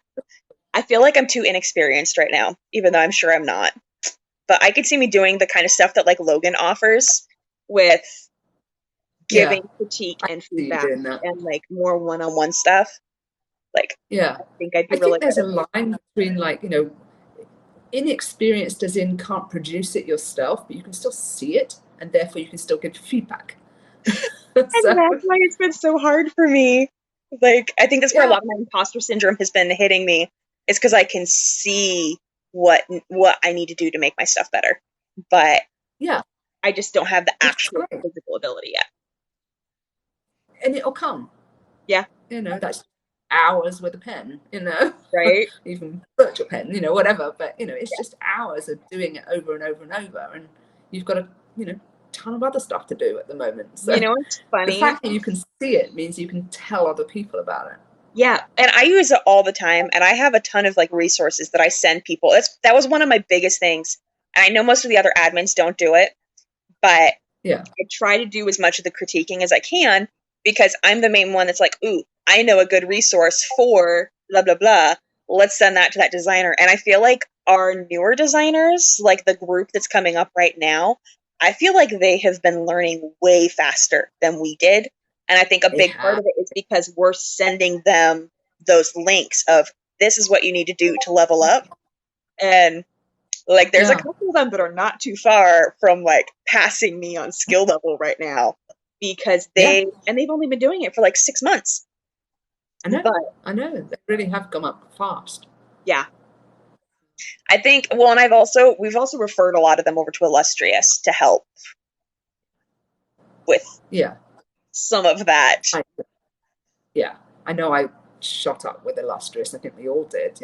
Yeah, that was definitely a big game changing moment for me, because I had never Yeah. thought about, like, I understood the composition stuff subconsciously, but Yeah. Did it. like figuring out one typography. Typography is by far, you're amazing. It's not even fair that you are naturally good at typography. It Like, is. It's just natural. I don't know what it is. I just sort of feel it. But it's oh, the other stuff for me, like lighting. So it used to like kick my butt. Now I've kind of like got it down to like, okay, lights here, it shines on this, and you kind of like work through it. But it wasn't natural. Definitely I not had never natural. even thought of lighting beforehand.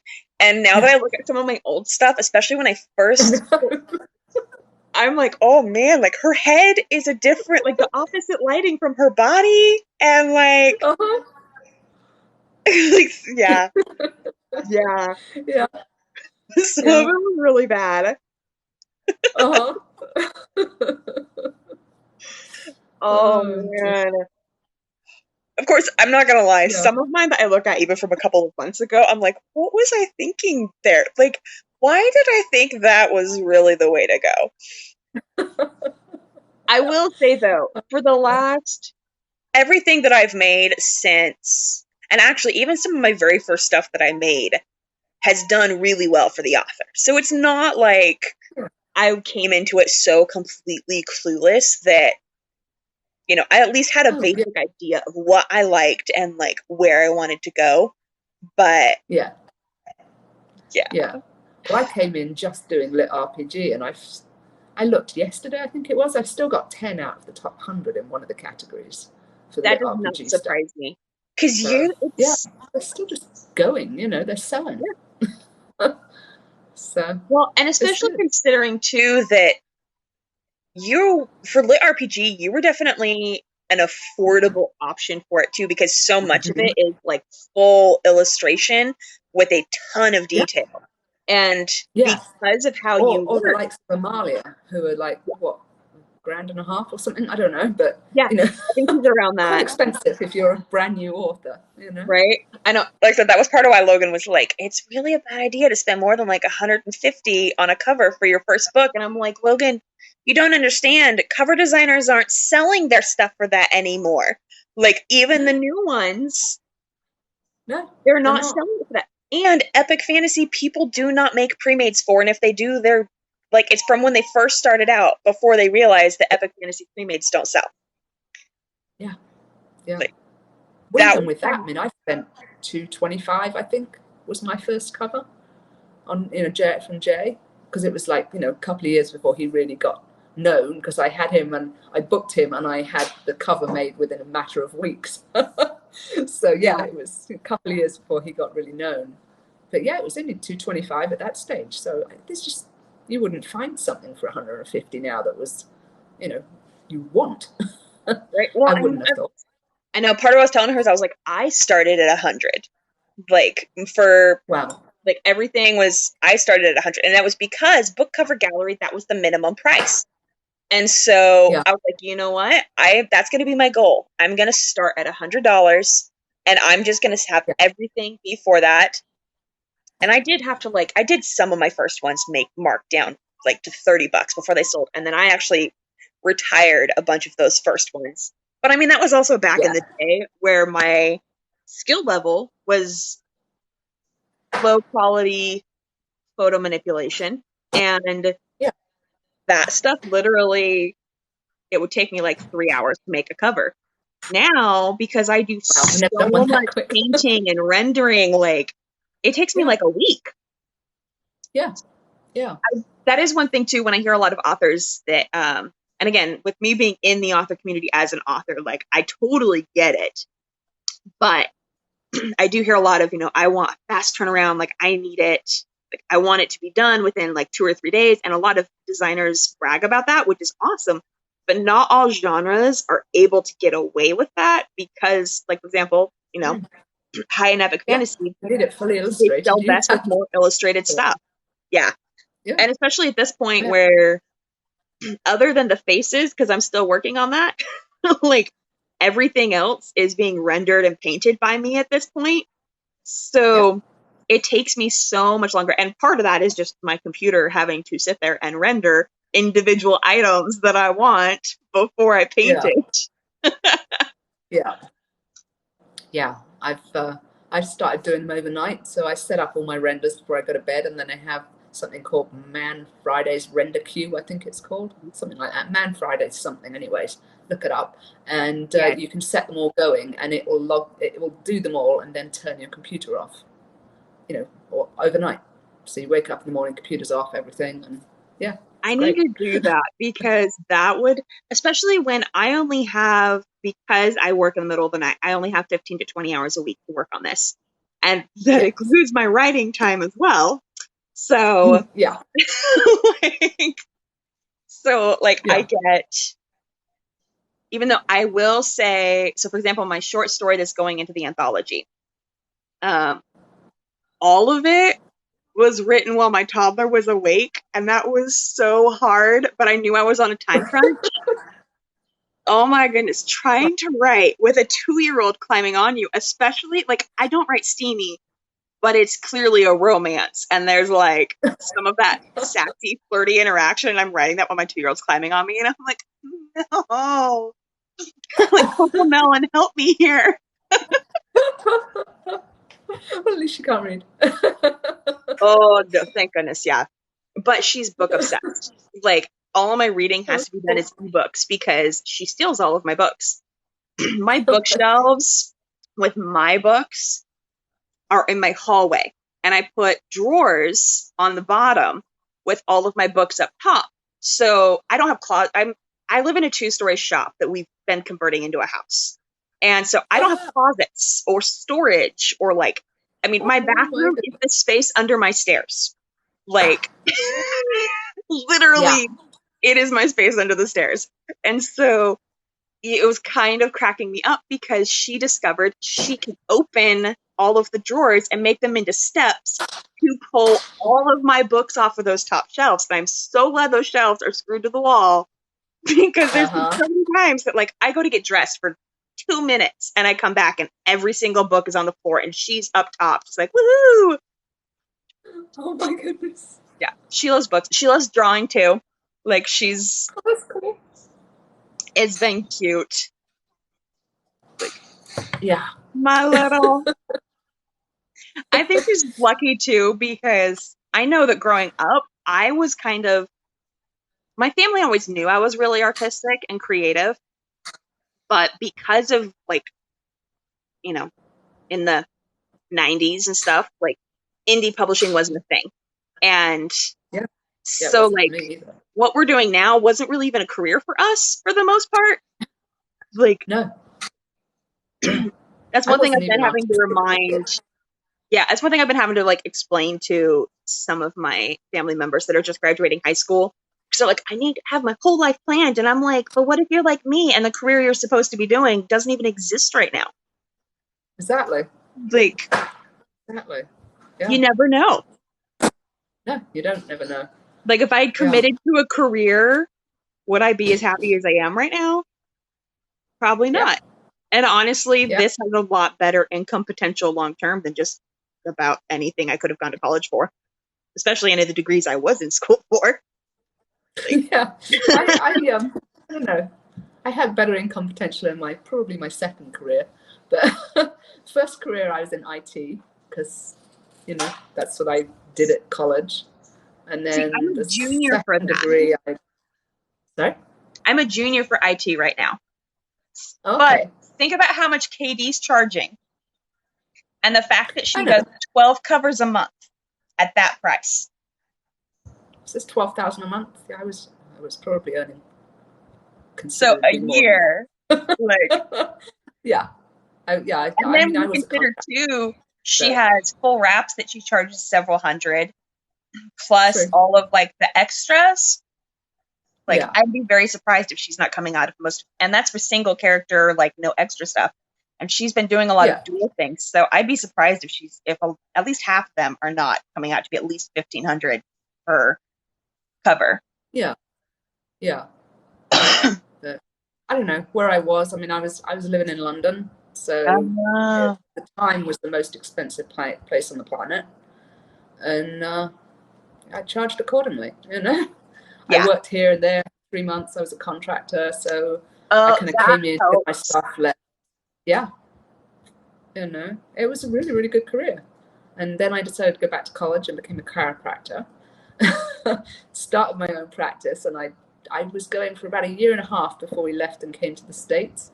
So I was starting to specialize. I was halfway through my pediatric masters and stuff. And there's a lot of chiropractors, at least in England anyway, who earn a lot of money.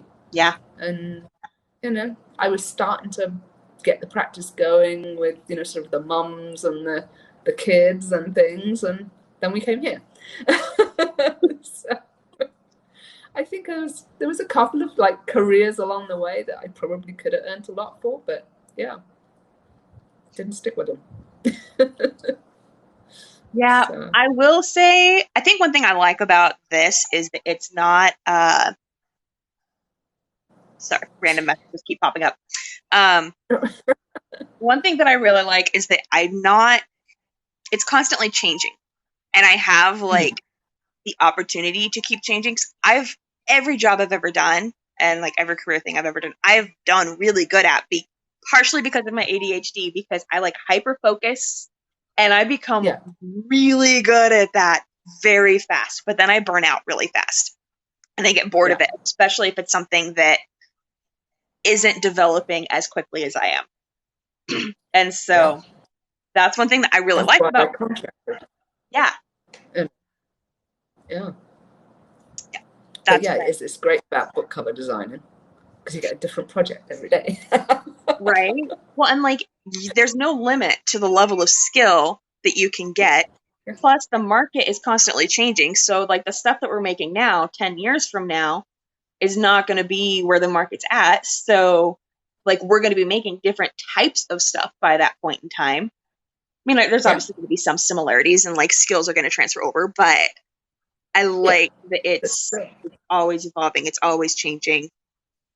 I know. I love that about it as well. And that was another thing as well. When I was like writing, it was like you've got your one story until you finished. And for me, it was like 3 months for a book. Whereas this one, I can do a different story every day. Yes. Yeah.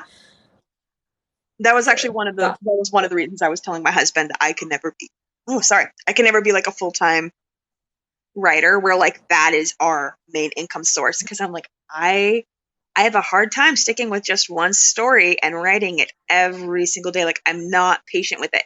Don't get me wrong. If I built up to where I was an author that I could write 10, 15,000 words in a day, I would just like reserve a week and like hyper focus and bust it out. But I am not. I am that writer that after 1,000 words, my brain is fried. Like I can't. Maybe someday. Made more than 8,000 a day. Yeah. I was excited when I got 1,500 the other day. I was like, that's good. Like that was 2 rough draft scenes for me. I'm okay with that. Yeah. Whereas I didn't have a 2-year-old and, another career at the same time. So I was just sort of sitting down and just writing all day and I'd get 8,000. And then you look on like sort of these author groups and they've got like a running total of the monthly word count. And some of them are at 127,000 in the month. Yeah. Like, how? Yeah. Like I can see how people could be writing, 4 or 5 books a year and putting them out. Like I totally get it. But I had a couple people suggest to me that for my series before I released it to do to like write it all first and do quick release. And I was like, but then the readers are going to expect that. And I am I'm not going to be that writer. Like, we'll see when my daughter starts school in a few years if I decide to put more time and energy into my writing or more time and energy into my cover design. Like, exactly. Or I don't know. Yeah. Which is probably the route it's going to go. We'll see how. I'm working on the habit of the writing right now. That's my biggest, I'm working on becoming more consistent because it is easier to write if I haven't completely disengaged from the story yet. So, but I've also found the biggest thing that's made literally the biggest difference for me to be able to keep writing and stop myself from getting stuck in lulls is I can't let myself stop if I don't know what's going to happen next. So even if I don't know what's going to happen after the thing I'm currently working on, I will stop a few paragraphs early because if I can write those few paragraphs more often than not, it kind of segues mentally and gets those juices going and I can power right through that and it'll come to me. But if I'm sitting there staring at a blank page, not knowing what I'm going to do, nothing happens. Wow. Well, that's a good way to know at least. Yeah. Yeah. Plus, then I get to finish that planned. I knew what was going to happen in not quite each paragraph, but definitely each chapter and stuff. And then, of course, the characters go, no, I'm not going that way. I'm going that way. Yes. So I learned that was something about a third of the way through World Walker. So the first third, it was literally just whatever came to me, I wrote. And that was why the first third of it took me 4 years to write. And then I was like, okay, I'm going to sit down and I'm going to plan this out, because that was when I figured out that if I knew what I was going to write next, I could keep going. And so I was like, okay, if I plan out the basic, so now I write in Google Docs so I can write on my phone, but I have a second Google Doc like thing that always has all of my characters and like basic stuff about them. And then I'll have like main points that I want to maybe have happen in the books. And I'll even write down like for the next like main plot things from book 1 that need to go in book 2. And then I also have book 3 and I'm like, okay, these are main things for book 3 that would be a good idea to foreshadow a little bit in book 2. But then I started doing a massive, like several pages long, I can't remember what they're called, like a graph, like a Excel looking graph on like as part of that same document. And I literally break it down like scene by scene. And there's big blank spots that just has like maybe this kind of vibe here. But what I can think of, I literally like will break it down scene by scene. And I have like I'm going over. And so like the next one over will say is typically for like, what is the point of this scene in the book? Like, what do I need to get done in this? Like, how is it moving the story forward? And then the next one is how is this how is this moving character development forward? So like that way I can be consciously thinking about those as I'm writing it. But there's always big chunks that are blank that I'm like, I need about this. And then of course, like you said, the characters decide they're going in another direction. So book 1 was funny to go back on, especially since I had a chunk, and I always have the same problem.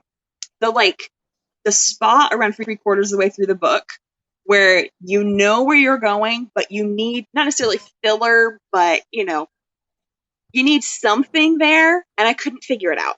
And so I sent my book to a developmental editor along with that massive graph. And she was so funny. She's like, you left out entire scenes. And I'm like, but did you notice how my characters went off script and made some of their own that are not on this? Like, that's why they did that during that scene instead. They decided not to go to that party. So Yep. She was awesome though. And it's funny, I don't even count her as like one of my actual editors because she didn't do anything in it. What she did instead is, I think she was like $100, and I sent her my book and I sent her that stuff. And I literally was like, I need help figuring out what to do here. Like, any ideas you have? And it was cool because we did a Zoom after that was like an hour long after she went through it. And yeah, she sent me like a sheet with a bunch of written down ideas, and we just bounced stuff off of each other. And it was so nice, especially because she is an editor, she is a writer. And so she was able to give me very smart feedback. It wasn't just like, what would be really funny? Because I was worried about that. Yeah. Yeah. That's really cool. That I could have used, because that was what my problem was. Is like, I just don't come up with ideas. And I'm sitting there going, well, what I know what I want them to do. And obviously, since I was writing Lit RPG, I had to track all their stats and all their equipment and all the contents of their inventory, just like any game, and stuff. So I had to track all of that, and then what monsters gave what XP, and therefore when I met them again, were they going to give the same XP, or because she'd leveled up, were they going to level up? And so I had like this monumental Google sheet with like everything that they'd done and where her respawn point was at any one time, what areas she'd uncovered, what messages she'd got, it was just massive. I bet. And trying to work out character plot as well in the midst of all of that, and it's like, well, I know I've got to get her to there, but to get to there she has to be level 25, so I better go farm some stuff. And that's a lot. That is a lot. I don't think I could ever write Lit RPG because of that. And it's funny because I have a couple friends that are like writing. We send each other small snippets. We don't send each other like entire chunks. But one of them, he writes thriller as well as like right now he's writing this like epic fantasy that's kind of a comedy, but it's also like not really epic fantasy. It's so off the wall and like not even, there's no niche. Like there is no niche for this book, but I desperately need to read it. I mean, to give you an idea, I think the title of it is called Party of Four. And like the cover that he had made is literally like these 4 different species surrounded by water, I think, trying to climb up this hill. And like it's so humorous and like awkward and weird and hilarious. And it was cool too because the artist, Alex, so he's a illustrator, he's not a regular cover designer, and he's on Discord. And it was really cool because anytime he worked on it, he live streamed it on Discord because this author was okay with that. So even now, he streams at 3 a.m. So I like pop on there to watch, but it was cool for him to get to watch like the actual process as it happened. Like that was, I think I love doing that. I try and do that, like especially with pre-mades and stuff. But if you know, if I'm doing a custom and an author's like okay with it, I love doing that because you get to watch it and say, you know, actually this is what I was liking, or oh, I love that. You know, can we do more of that? Yeah.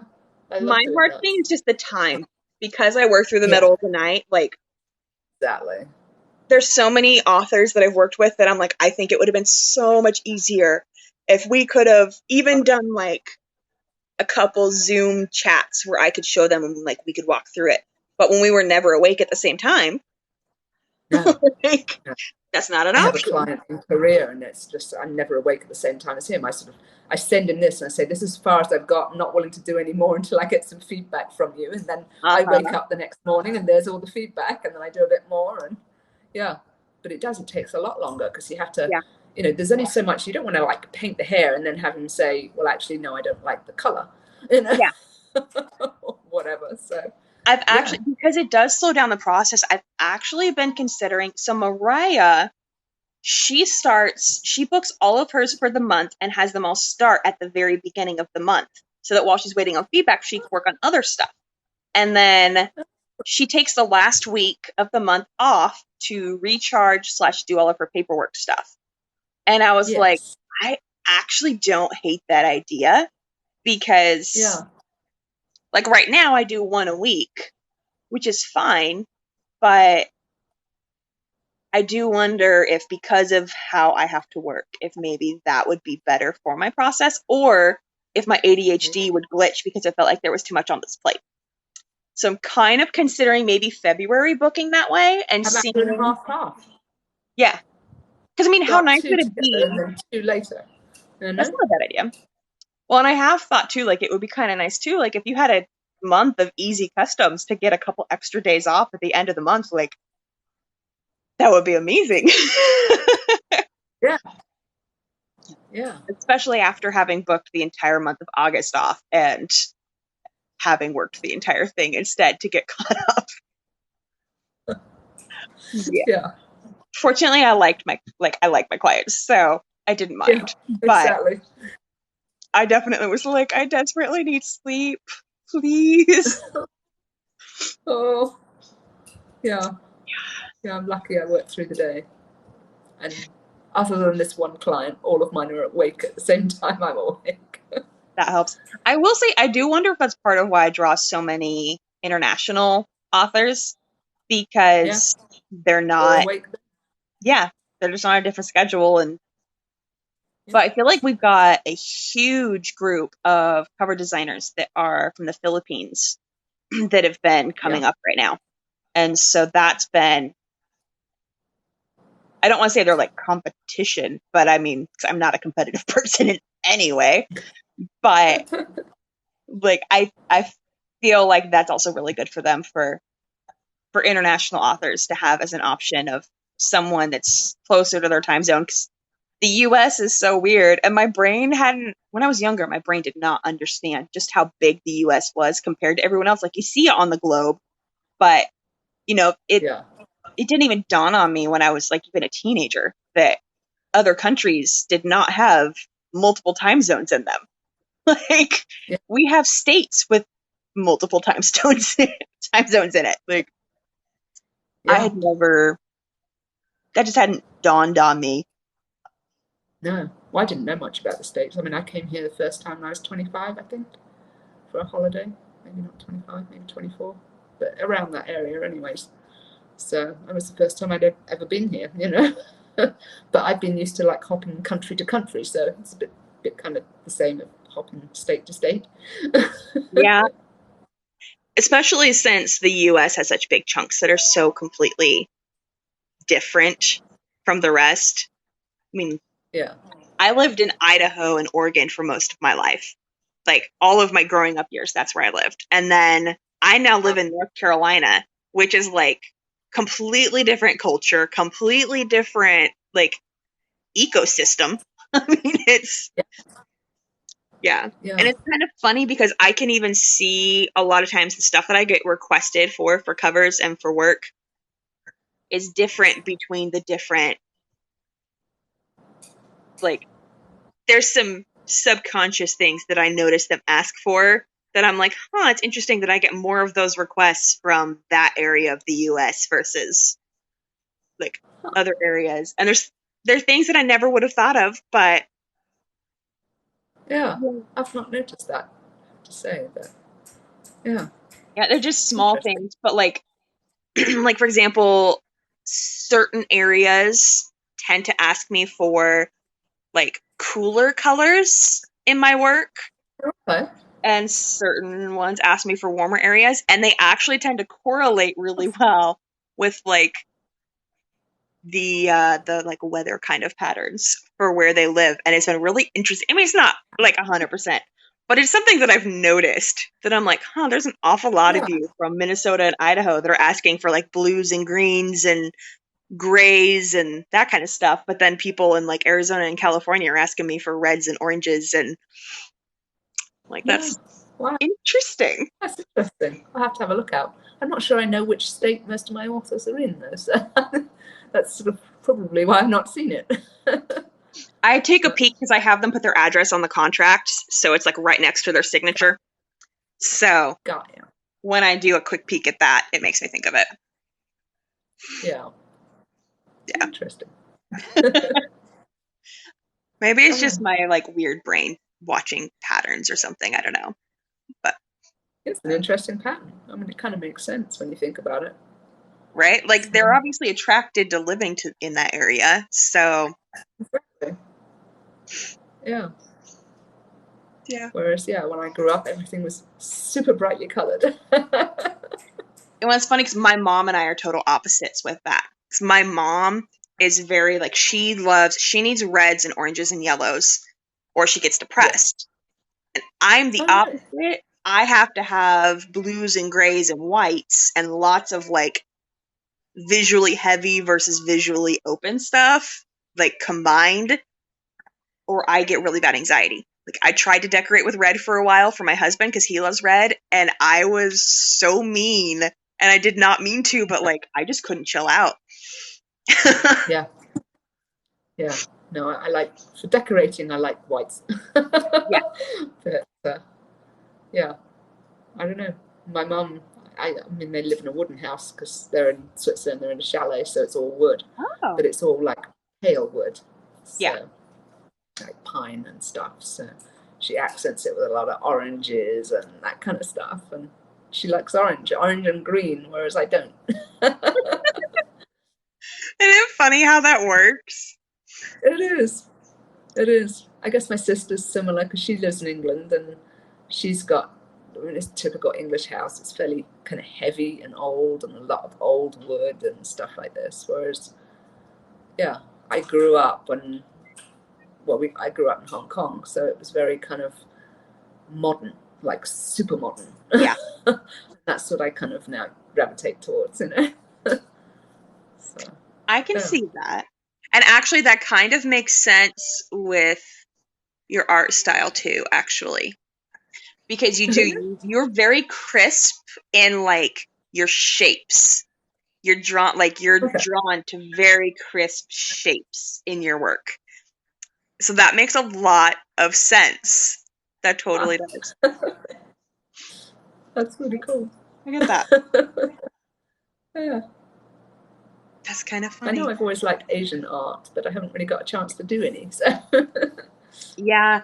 It's one of those ones that like I did do some when I first started, and then the couple of authors that I worked with, they're like, I love working with you, but I want to support other like cover designers of Asian descent and have them do it. And I'm like, you know what? I get it. Like that does not yeah, bother me at all. Like still send me your stuff because I'm the girl that, oh my gosh, it has been probably 6 months since I've watched anything in English. So wow. like What do you watch it in? so like I watch a lot of anime and a lot of Korean shows, which is kind of funny because it influences my like writing and my art, and I definitely can tell when I've been in different moods for different ones because they peek in.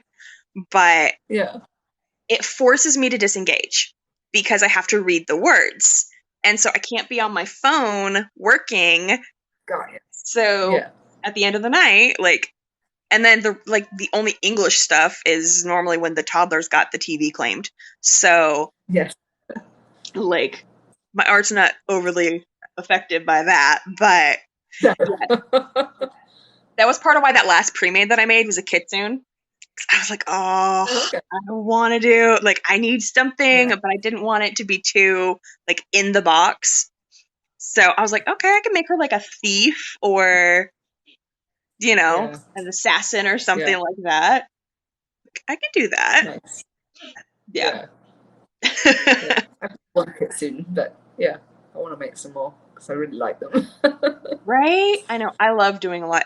I think that's another reason I like doing high and epic fantasy so much is because not hmm everyone I'm creating are humans, and and paranormal romance, like that's so much fun for me to get to do something that's not quite so perfect. Yeah. Humans, you really are in a box, but when you're doing these other Yeah. things, especially because authors are really creative with the twists that they do. Like I have a Uh-huh. series coming up that they're mermaids, but they have like instead of a fish Oh, tail, they have like an octopus tail. And I'm like, okay. okay, like we're getting kind of like Ursula, but pretty Ursula sort of vibes. And I am all about Yeah. that. Like that sounds so much fun to Cool. me.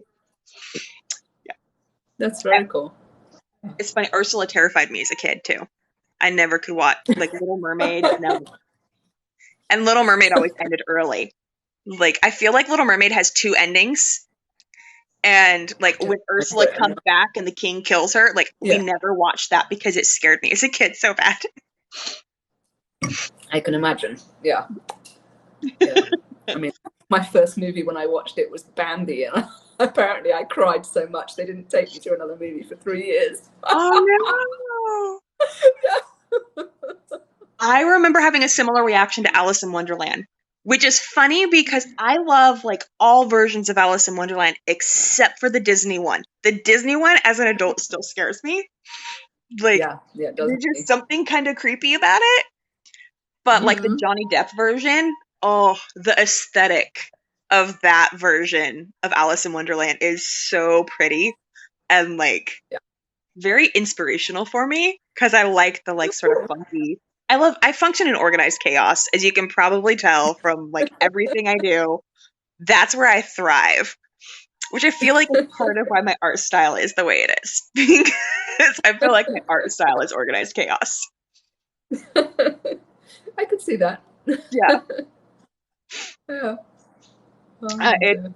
it surprised me when I was looking at cover designers. I even looked at Triff because I used to be obsessed with Mm, their work. I feel so dumb mm. that I didn't realize until a couple months ago that it's two people and not just one. I Because this know. whole time I I thought it was know. one person. I know. I did for ages, and it was when it was the when Alex was running the gallery, and they And they did did the that auction. auction, Yeah, I was like, and I'm how like, did they get hang on a minute, double they the got a covers? maximum of 3 covers. Yeah, how have Yeah. they got 6? And that And was they're when like, I found out it was 2. right. I had Yeah, no me idea. too. I had no clue. And it I totally was like, made how are they sense. working so fast? Right. I know. I wondered that too. Like, how are they putting out covers so fast? Because I Yeah, knew they had to be getting booked up for customs. Hi. yeah. Yes, you're back. Yeah, I had no clue. I messaged them because I was like, well, if I can't find anyone else, like I could see them being good enough for me to be like, okay, they could make my cover, Yeah. and I had messaged them to like find out what their pricing and availability and all that kind of stuff was. But it wasn't until then that I realized that they're probably the closest to the direction of art style that I feel like I've gone. Oh, cool. Like, I like that stuff. I do too. I was disenchanted for a while. I got kind of bored of it, and then they both did like a big level up. Hi. Yeah, they both did a huge level up, and it was really interesting to watch as one of them went super typography object-based covers, and then the other one seems to be focusing on the people-based ones. So like they're suddenly, I feel like I'm not seeing, because I feel like when we first started, they only did people ones. Yeah, that's all I've seen from them, because I haven't seen anything for ages, because I turned notifications off for the gallery since I don't post to it. So yeah, well, and honestly, the galleries kind of died a lot. Like, exactly. A lot. I kind of gave up on it, so I just turned notifications off every time I saw their stuff. Authors kind of abandoned it as well. I've had a lot of authors tell me, I love you, but you were smothering me. All right, in your bed. In your bed. Go. In your bed. Off. Good boy. Sorry. Oh, weird like that. Yeah, the gallery, that was... It kind of died off after they had allowed a couple things of drama in it, and a lot of authors were like, we don't want to support that. So it went from like the one place on Facebook that if you could get your cover in it, it was almost guaranteed to sell. Like, I feel like that was the case when we first started. And then last fall, it like suddenly stopped. Yeah.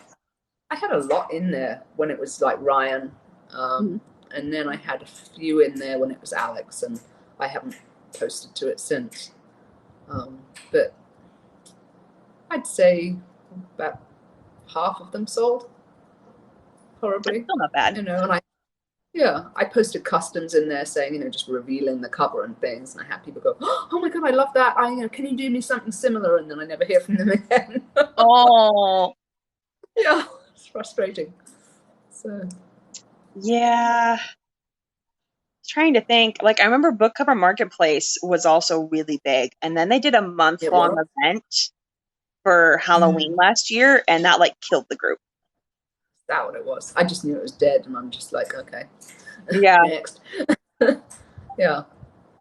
Yeah, the only places that I feel like I'm really seeing stuff right now is book cover events and indie author premates. Like, I feel like I'm not seeing stuff happen in the other ones anymore. No, so me neither. Cover Cult Coalition or whatever they're called. Oh yeah, I keep kicking myself that I keep forgetting. Like, I see them posting about events coming up, and I have not even done one yet because I keep forgetting to do it. I know, same. I know. I need to like find out how to join it and actually get one in there.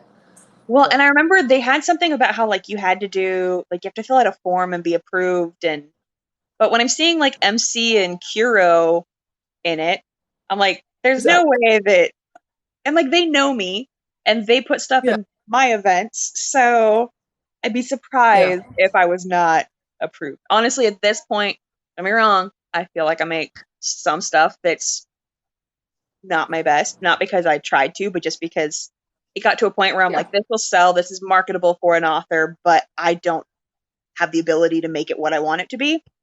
I have some stuff like that sometimes, but I don't remember where I was going with that. Sorry. Yeah. That's the way it is. As you grow, probably always going to be that way, Yeah. I'm sure Jeff thinks of his stuff sometimes. I know he doesn't like some of his stuff, he says, so, I'm sure every designer's the same. You look back and you think, interesting to watch his level up that he's done. Like Jeff's, I feel like the last 6 months, Jeff's artwork, I mean, there's a reason he's a $2,000 cover designer. Oh, like, yeah, totally. Yeah, every single piece he said he doesn't like, I'm like, well, I'd like to do that. Right?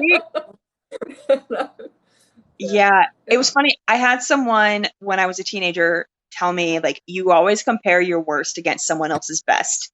And like that most artists and writers don't like, they never feel like they're good enough because they're comparing to someone else's good enough and not to their own. And like, you're never going to end up on that same path. And that was so game changing for me of just being able to shift that mindset and process and function. And I mean, you look at quotes and you see Agatha Christie saying she doesn't feel like an author. And you're like, well, no one else does that. Right? I mean, you just gotta let it go. And, you know, you are what you are. It's just a label at that point. So who cares? It's true. Just carry on doing it. That was kind of my aha moment. I mean, like I said, I've been writing this book for 5 years, and I was like, it's never going to get to a point where I'm like, this is perfection. Like, if I ever did get to that point, any bad reviews would even just make it worse. And so I was like, you know what? At this point, like, I'm doing a last round of edits, but after that, it's going to go out into the world, and the stuff that I've learned for leveling up, it's going to go to my next project. And like, I'm just going to make every project better. And at some point in time, I have to say, this is good enough for now. And my audience can see my growth. Exactly. It's the only way. You know, everybody looks back on stuff they did at the beginning of their career, whatever that career is, and thinks, oh my goodness, what was I doing? But that's where you were then. So. Like I said, I mean, even some of the really embarrassing art of mine from when I first started cover design. Sad. Hey, we're all the same. We're all the same. I'm sure the stuff that I'm making now, later I'll look and be like, I was excited though. So I finally put some of my stuff on ArtStation just because as I'm pushing more illustrated, I think I'm going to pull more. I'm pulling more people looking for that. And I feel like a lot of authors go to ArtStation. I know they do because they will send me links to artists on there and go, I really like this, and go, well, remember, I'm not them. But like, I finally got some stuff on there, and I got really excited that I actually had a few people decide to follow me and like some of my stuff. And I was like, oh, I'm not totally terrible. I think I put my stuff up on ArtStation or DeviantArt, one of the two, I don't remember which, right when Jeff told us to, right at the beginning. I did a couple too then. I just barely started updating it. Like, just barely started updating it. I need to do that. I feel like forgotten it. Me too. And then again, until I started looking for someone to do this cover for World Walker, and it's hard. There's not very many because it's so niched. Like, I mean, literally, I understand now why I book almost anytime I see someone asking for epic or high fantasy that's like more traditional of those styles. I'm starting to understand why they usually book me, because I'm like, there is no one else out there that's doing it like this, that's in those genres and can like show. Like, I was literally going, I need a me. like I even literally was at the point where I was like, okay, if I can't find anyone, I'm gonna have Karen do it. Like, if I cannot figure out anything else, I will have Karen do it. And like, the only reason I didn't have, like, you weren't like the first person on my list was because I was like, well, her art style is a little bit off from my writing style. So I was like, I just want to see if I can find someone that it will like mesh a little bit better. But yeah, like, literally, that was the point I was at. Was I was like, if I can't find anyone else, I'm hitting up Karen, and Karen's gonna make me something amazing. That would have been awesome. So thank you. Don't be surprised if like later I'm seeing stuff and I'm like, okay, I can't. Karen, please save me. Like, this isn't gonna work as a cover. Yeah, don't be surprised. Oh dear. I don't know what I'd do without our little mastermind group, I have to say. I'm forever posting stuff up in there, and so lucky we got that feedback. It's just makes the world of difference. I agree, and I feel so bad because I feel like I don't help out as much as I could. But it's mostly just because I forget to check Discord. So I've been trying to make it a routine to at least look at it once a day so that I see Nice. it and I can like, Yeah. even if it's hours later, I can at least give something that might be, helpful for in the future, or if someone's still working on it, they can look at it. But yeah. Mine's open all day, so if I worked on my computer, it would be like got you. my computer, Yeah. because my baby girl likes to be like mommy. So if my computer's on, she needs to come play on it. And I can't afford that. No. Yeah. So when my computer's on, though, like at night, that's why most of the time, like I respond really quickly at night. That's because it's up and it pops up and it tells me, but the rest of the time. Yeah. Whereas I I do quite a lot on Discord, so I have it up the whole time and trying to comment in the group, keep it going. That helps. Well, and like I've also, so Moms Who Write also has a Discord. They've got a Facebook group. They're big on TikTok. But they have a Discord group that's been really fun for, like, they help kind of share like marketing advice and like refer people for each other. And they even have a, like, we'll do like writing sprints on there. And so that's been kind of, I do so much better. Like, for example, you know me, I'm the worst at taking breaks. Hey, it's good to see you. So I've been watching people pop in and out, and I'm like, oh, it's one of my authors. She's on here. So one of the ones that I'm beta reading for. Like oh, hey. But yeah, it's been, I'm terrible at taking breaks. And I know that I write better if I can like pause for just a couple minutes, or I like, even my art is the same sort of thing. If I can take a second to reset my brain, then I can see stuff that I didn't miss. Hey. And yeah, that's been a big help. If I have other people that are also reminding me to take a break and we sit and chat for a few minutes, I do so much better. And I get a lot more done.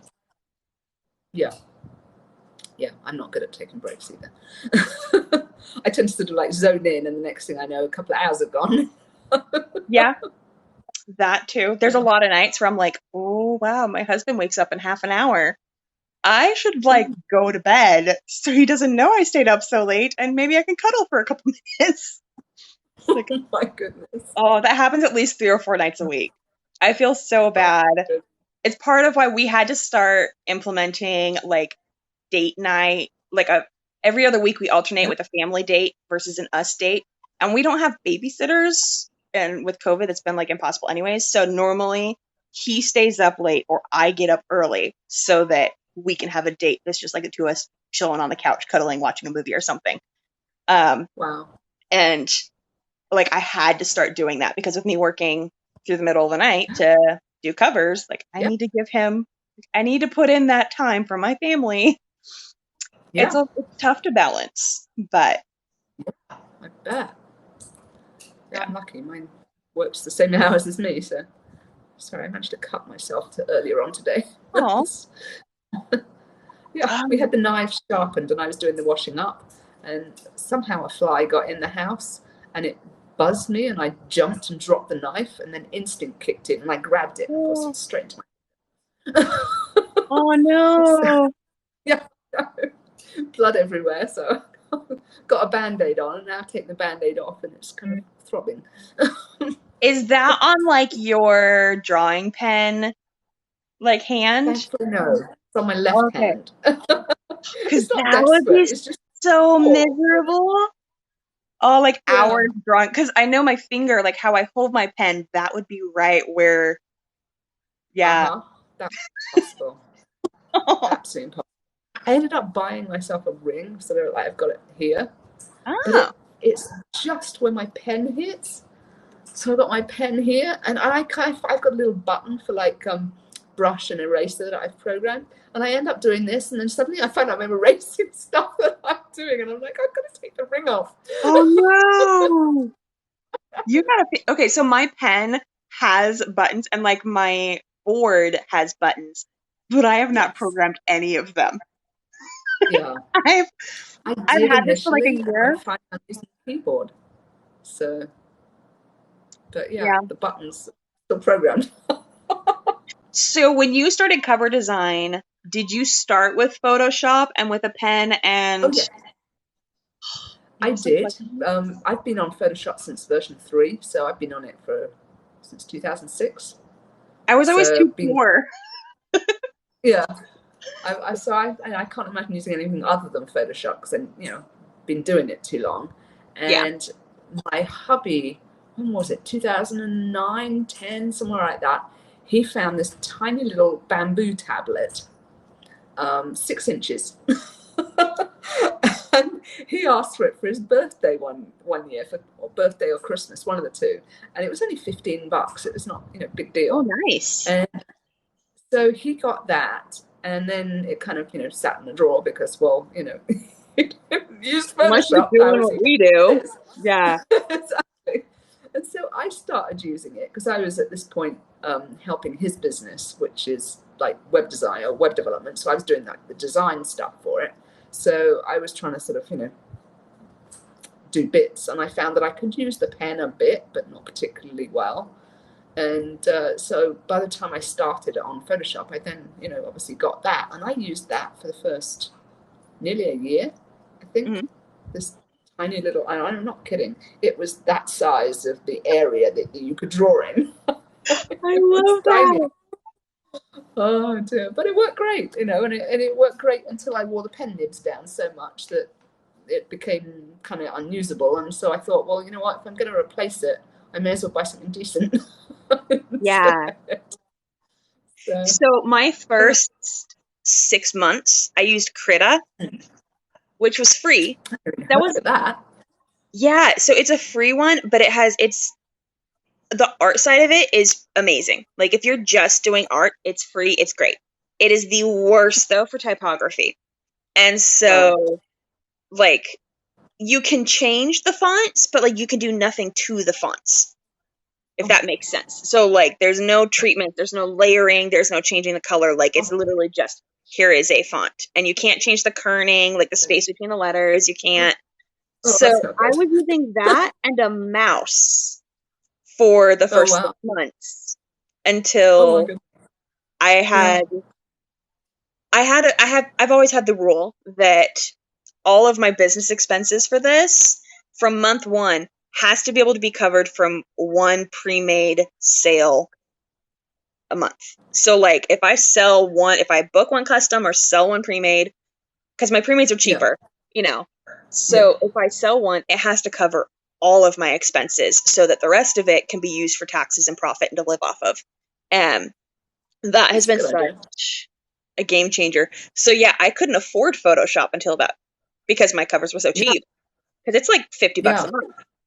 And so yeah, I couldn't do that. And then when I got Photoshop, I was like, okay, yeah, for some reason, what are you paying for? I'm like super curious. What are you ten paying for? bucks a month. $10 a month.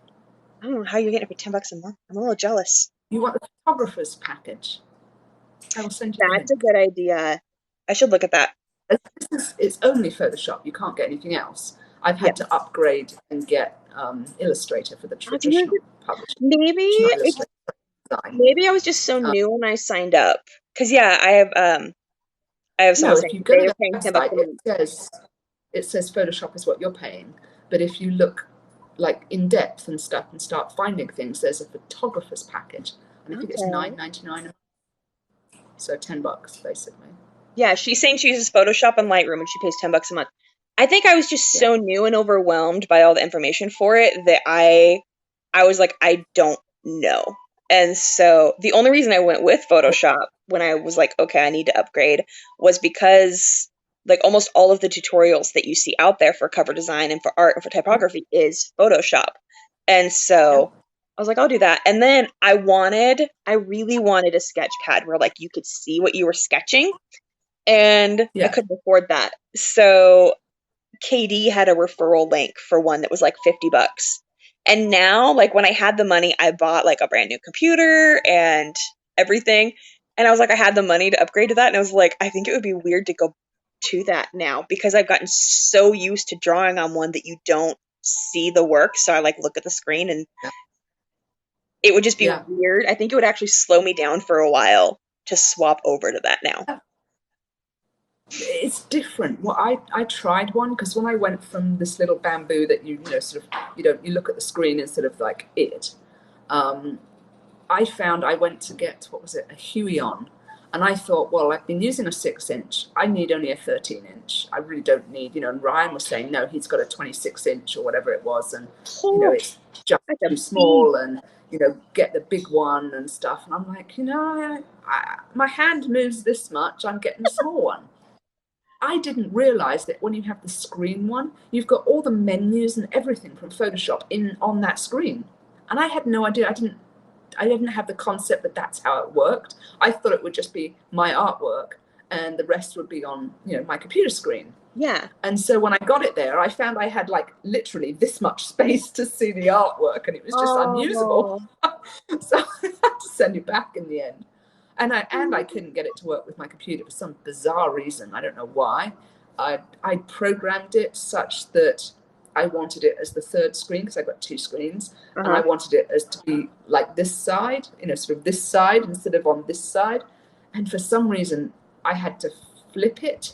And when I flipped it, all the buttons stopped working. And I'm just like, this is just driving me nuts. I can't work like this. So I just ended up sending it back. And I've gone for another one that is a draw, sort of like you look at the screen and you draw, Yeah. on the tablet kind of thing. But, that's what I use. But so it's funny because I turned a space upstairs. My hallway upstairs is kind of weird and it's like super wide. And so that's why I have bookshelves all on one side with drawers and everything. But then the other side has a desk and I have a like really good computer and everything hooked up to it. But I can't use it most of the time because the light and sound keeps up my husband and my daughter because it's just outside their doors. So I like almost exclusively work sitting on my couch downstairs in my living room. Like, wow.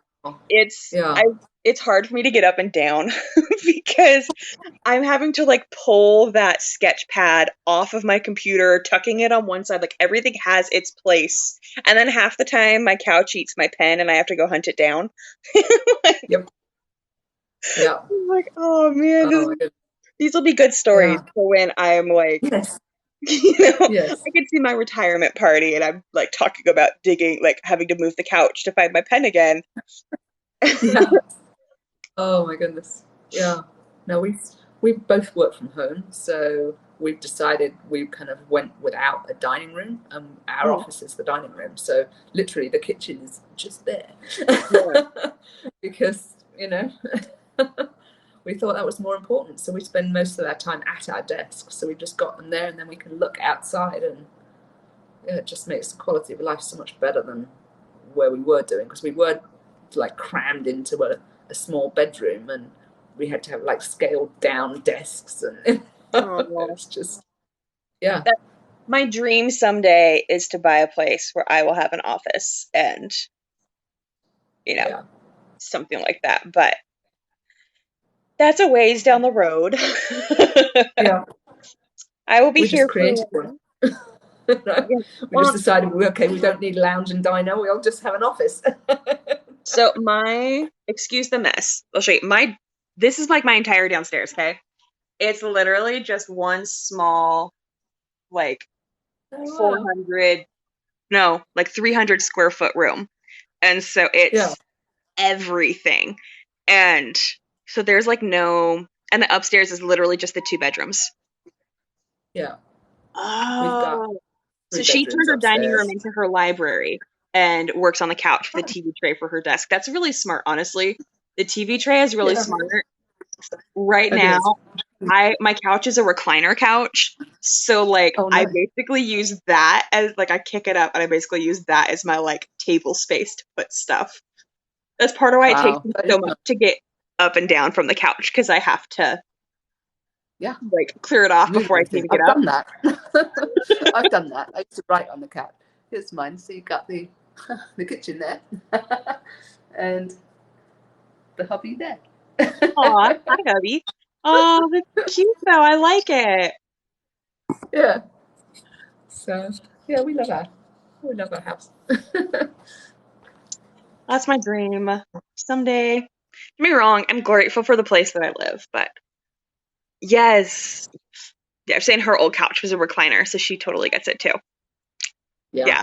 Yeah, couch reclines. And yeah. I did all my writing on the couch. I told my husband that we're going to need to get a sectional or a reclining couch so that like the whole family could pile on it and it'd be comfortable for watching movies. But when it's not too hot, I built a pergola in my yard, and like going up the Lovely. sides of it are planter boxes. So when it's cooler, because I mean, North Carolina is hot and humid, so it's miserable to be outside right now. But when it's cooler and there's plants in it, it's really like, it's so pretty. Like I made a solar chandelier in it, and like it's so nice to go right out there because it has Yeah. that like fantasy vibe. And so, yeah, so I write in there when I can, but most of Oh, it is sitting on the couch. Yeah. yeah. Yeah. It I'm in is really, Florida. oh, yeah, you get it. Yeah, and it's Yeah. cool too because I'll be out there, especially if I start writing in the evening during like spring or fall, I have the fireflies like surrounding me. Oh, Like wow. just adds that like extra level of just magical pretty, which Yeah. probably has Wow. something to do with why I write what I write. Yes. Yes. I don't like bugs though, even fireflies. I They tend to leave me scream the place alone. down if one comes near me. They leave me alone, and it helps that so like I specifically plant plants that like bugs are not attracted to and that deter mosquitoes and stuff. So for the most part within my pergola, I have no bugs, no mosquitoes. Like I step out of it, yeah, I'm swarmed by mosquitoes. But inside my pergola, I don't have that problem, and it's the best. Huh. I have to find out what those plants are. And, like marigolds is one of the ones that they tend to not like. Oh, And wow. there's a bunch. There's like a bunch of herbs and stuff that you can plant, and it's such a huge help. But Ah, no yeah, idea. that's one of my So little. we're in the porch and stuff, but we still get bugs and yeah. Yeah. Yes, mint, basil, and catnip. I'm the Oh, worst wow. with names. But yeah, mint, basil, and catnip are ones that are supposed to be good for that. And that's probably part of why I don't have too much of a problem. I like to munch when I'm writing or I'm like doing stuff. And so on either side, I have like a glider bench seat sort of thing that's one of the pieces of furniture out there in it. And hanging Yeah. on either side of it, I have 4 like giant hanging baskets that all have herbs in them. So I can like, and then I have some big pots on either side, and I have all of those in them. The big pots are the mint because mint just goes crazy. Like, oh man, Wow. mint is one of those things that I kill grass. Like I kill everything. And for some, like Yes. mint is one of those things I do not, that Oh, likes me wow. for some reason. Huh. Wow. Well, might have hope for me then. I do not have a green thumb. Quite the opposite. No, We've it was managed to keep funny. one spider alive, but that's it. Like, I love when people ask me, like, is your main character in your book like you? And I'm like, well, the fact that she's obsessed with food, yes. The fact that she kills every plant, yes. But other than that, no. Like, I will give those. Like, it was funny because on TikTok for a while, there was this whole thing about how people wished that, like, characters in books, like, actually ate the food that they describe and the stuff or, like, interacted with it somehow. And I'm Mhm. sitting there going, well, book 2 has creme brulee making dragons, and book 1, my girl is like a kitchen chef, and half the time she's like Yep. eating stuff or like, yeah, like that will not be a problem in anything I ever write. Yep. And hello to the person who just Hey, said hi. that's awesome. Oh dear. Yeah.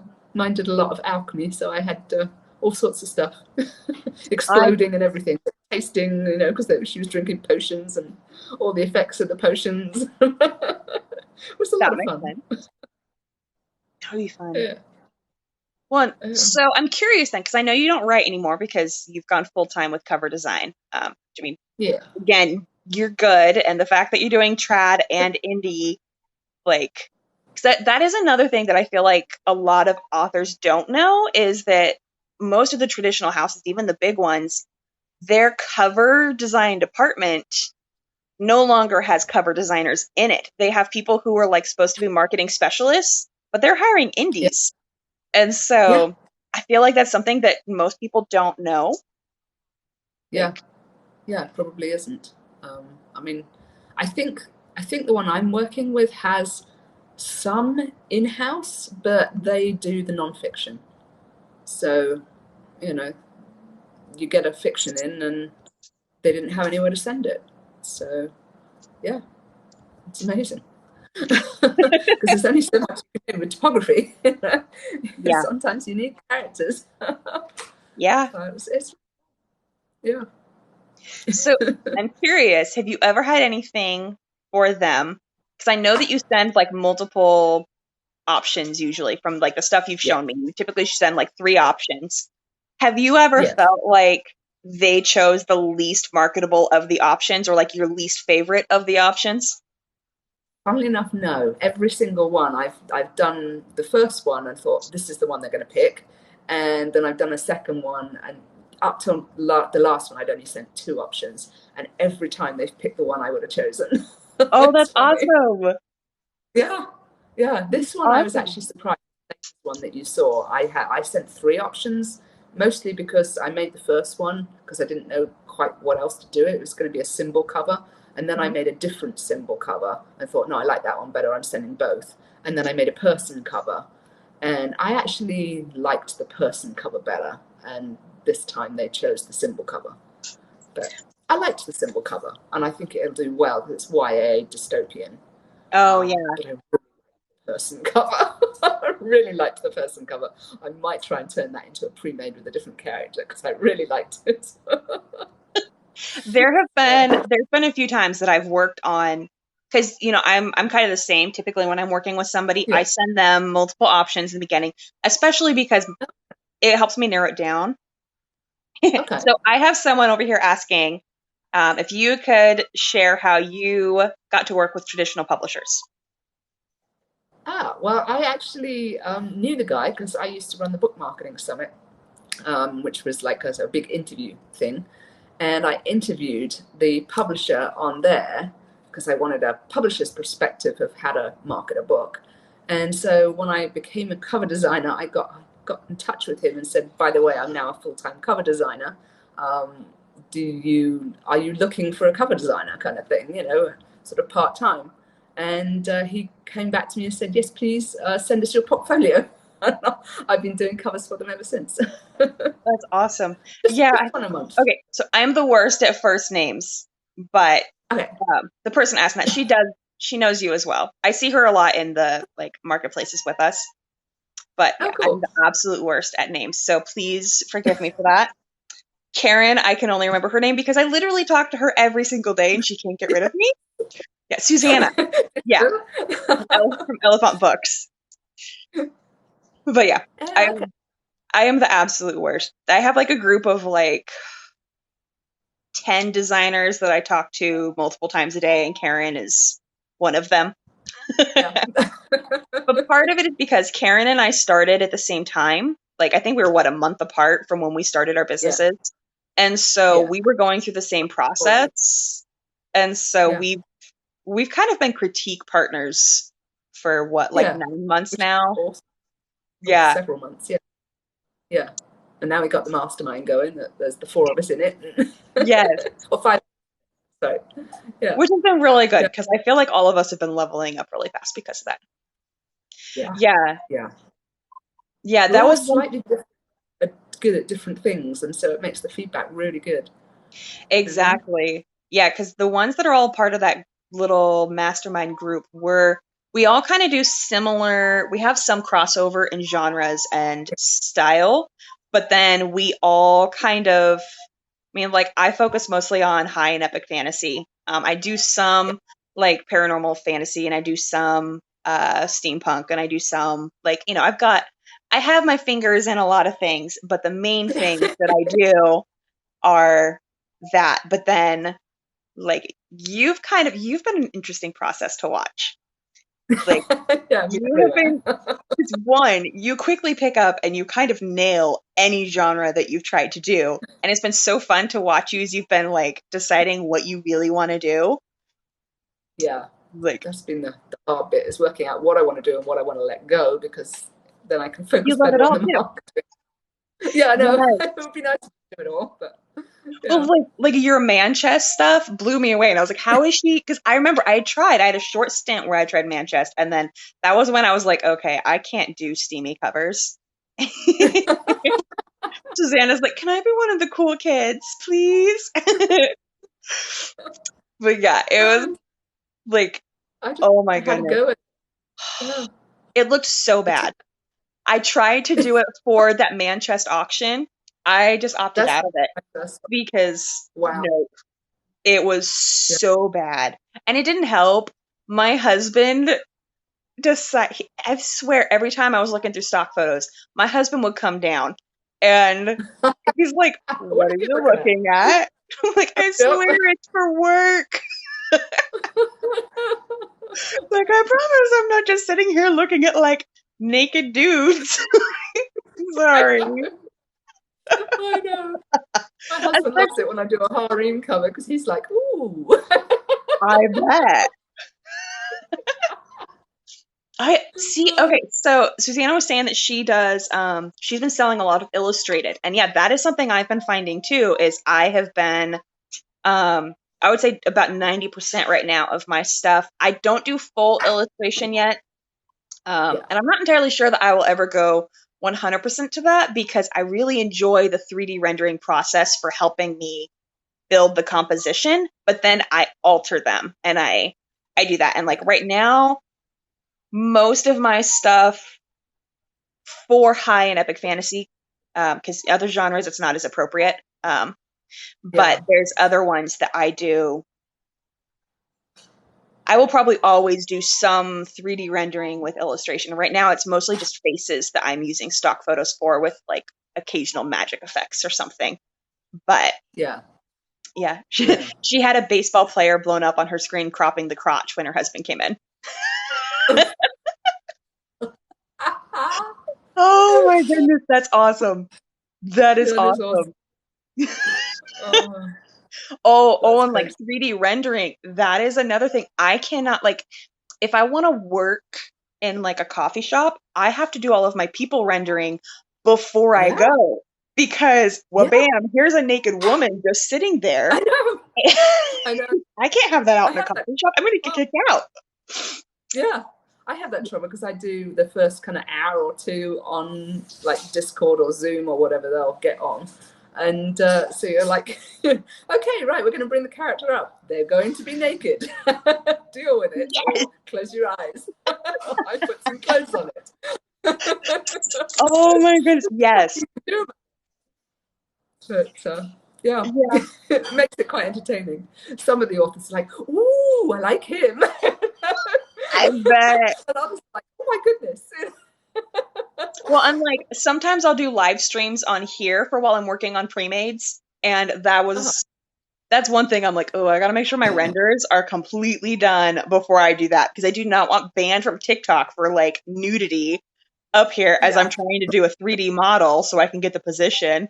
I know. I know. I take to shoving clothes on and then worrying about the pose. Right? Yeah, so I understand that she Uh, does a lot of the rom-com romance YA stuff, oh, nice. which I know Karen and I both have done some of those. Like I've done you'd actually probably be kind of surprised. I've done a lot of cozy, and I'm not those. yeah, I've done a lot of cozy ones, which is where I get my like vector experience in. Hmm. Which I'm excited because Sarah Oliver is the only cover designer I know that's doing the fairy tale retelling, vector, and illustrated style stuff. I'm not entirely sure how. I think she probably does. I'm guessing because I recognize some of it. I'm guessing some of it's a mix, but it's been interesting seeing the vector art crossing over from just cozy mysteries into Yeah, the YA fairy tale retelling that's not yeah, steamy. That has been really interesting to watch. But so I've yeah. done some of those, and I've done a couple superhero ones. I've done a couple. I did I've done one one super. thriller horror one, and I'm like, yeah, no, I Yeah, can't do that. Like, I like, can't do those. I've not done those. oh, she's got some cozies on her calendar too. Yeah, I love doing cozies, but I feel like it's kind of a competitive market, and it's an entirely different audience from high and epic fantasy. And so, Yeah. right now I've been marketing because I've been working on my illustration.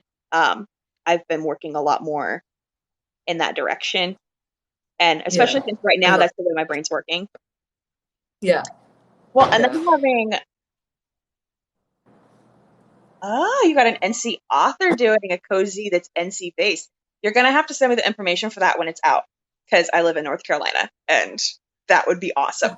I would love to read that. I love reading stuff about like the areas I'm in where it's set. Like, I think it's so adorable. Like, I was so excited when I found out that Gilmore Girls was filmed in North Carolina, and I was like, oh, but Wilmington's done so many. I think Wilmington had like Gilmore Girls filmed in it, and they had ooh, sorry, one of the authors, her mom's gonna be writing a cozy mystery series after she finishes her paranormal romance. That'll That's be so cool. fun. I love Yeah. them. I really do. Like, before, so I'm fall and winter, I am like a Hallmark girl. I will fully admit it. I'm a basic white girl. I love my pumpkin spice cold cream. Like, I take my kid to the pumpkin patches that have all the extra play stuff and the Wow. animals. Like, I'm that girl 100% through and through. And yeah, so I'm like, this is the chunk of season that I normally September and October I watch like the Hallmark murder mysteries, which is very similar to the Like the Agatha Christie stuff. yeah. Oh, her mom. Sorry, I don't handle scary, so No, me she neither. was she was saying, "Do you like Children of the Corn?" Her friend's house was in the second movie. That's really cool. That is really cool. Like, I love finding that stuff. For example, North Carolina has the Biltmore, and you need that. Sorry, my dog's being needy. But the Biltmore is like this, literally a mansion. It's a castle. It's the biggest house in. Yes, I love Hallmark. But yeah, it's massive, and so when I go visit it, I like to sit there and binge watch movies and stuff that was filmed there, and there's tons of stuff that's been filmed there. I mean, Mm. it literally has the library from Beauty and the Beast. Oh Literally, wow. with like the That's spiraling staircases going up to a second floor. And she was going to visit North Carolina next month and had to cancel. That's sad. Well, if you ever do make it to North Carolina, feel free to hit me up. I don't mind. Especially since all of my family and my husband's family are all out west. So we never, like, I never get to go show, like, my favorite places. It makes me oh sad. wow. Yeah. Oh, so she's Suzanne's Central North Carolina too. I forgot, you're like 2 hours away from me. You're not far at all. Yeah. See, my husband's Yeah. family is California. If someone's saying she's in California. Yeah, my husband's family in California. And I love going to visit. We were actually supposed to be visiting there like a month ago. And then we were supposed to go to Utah. But 2-year-olds have to fly with a mask. And my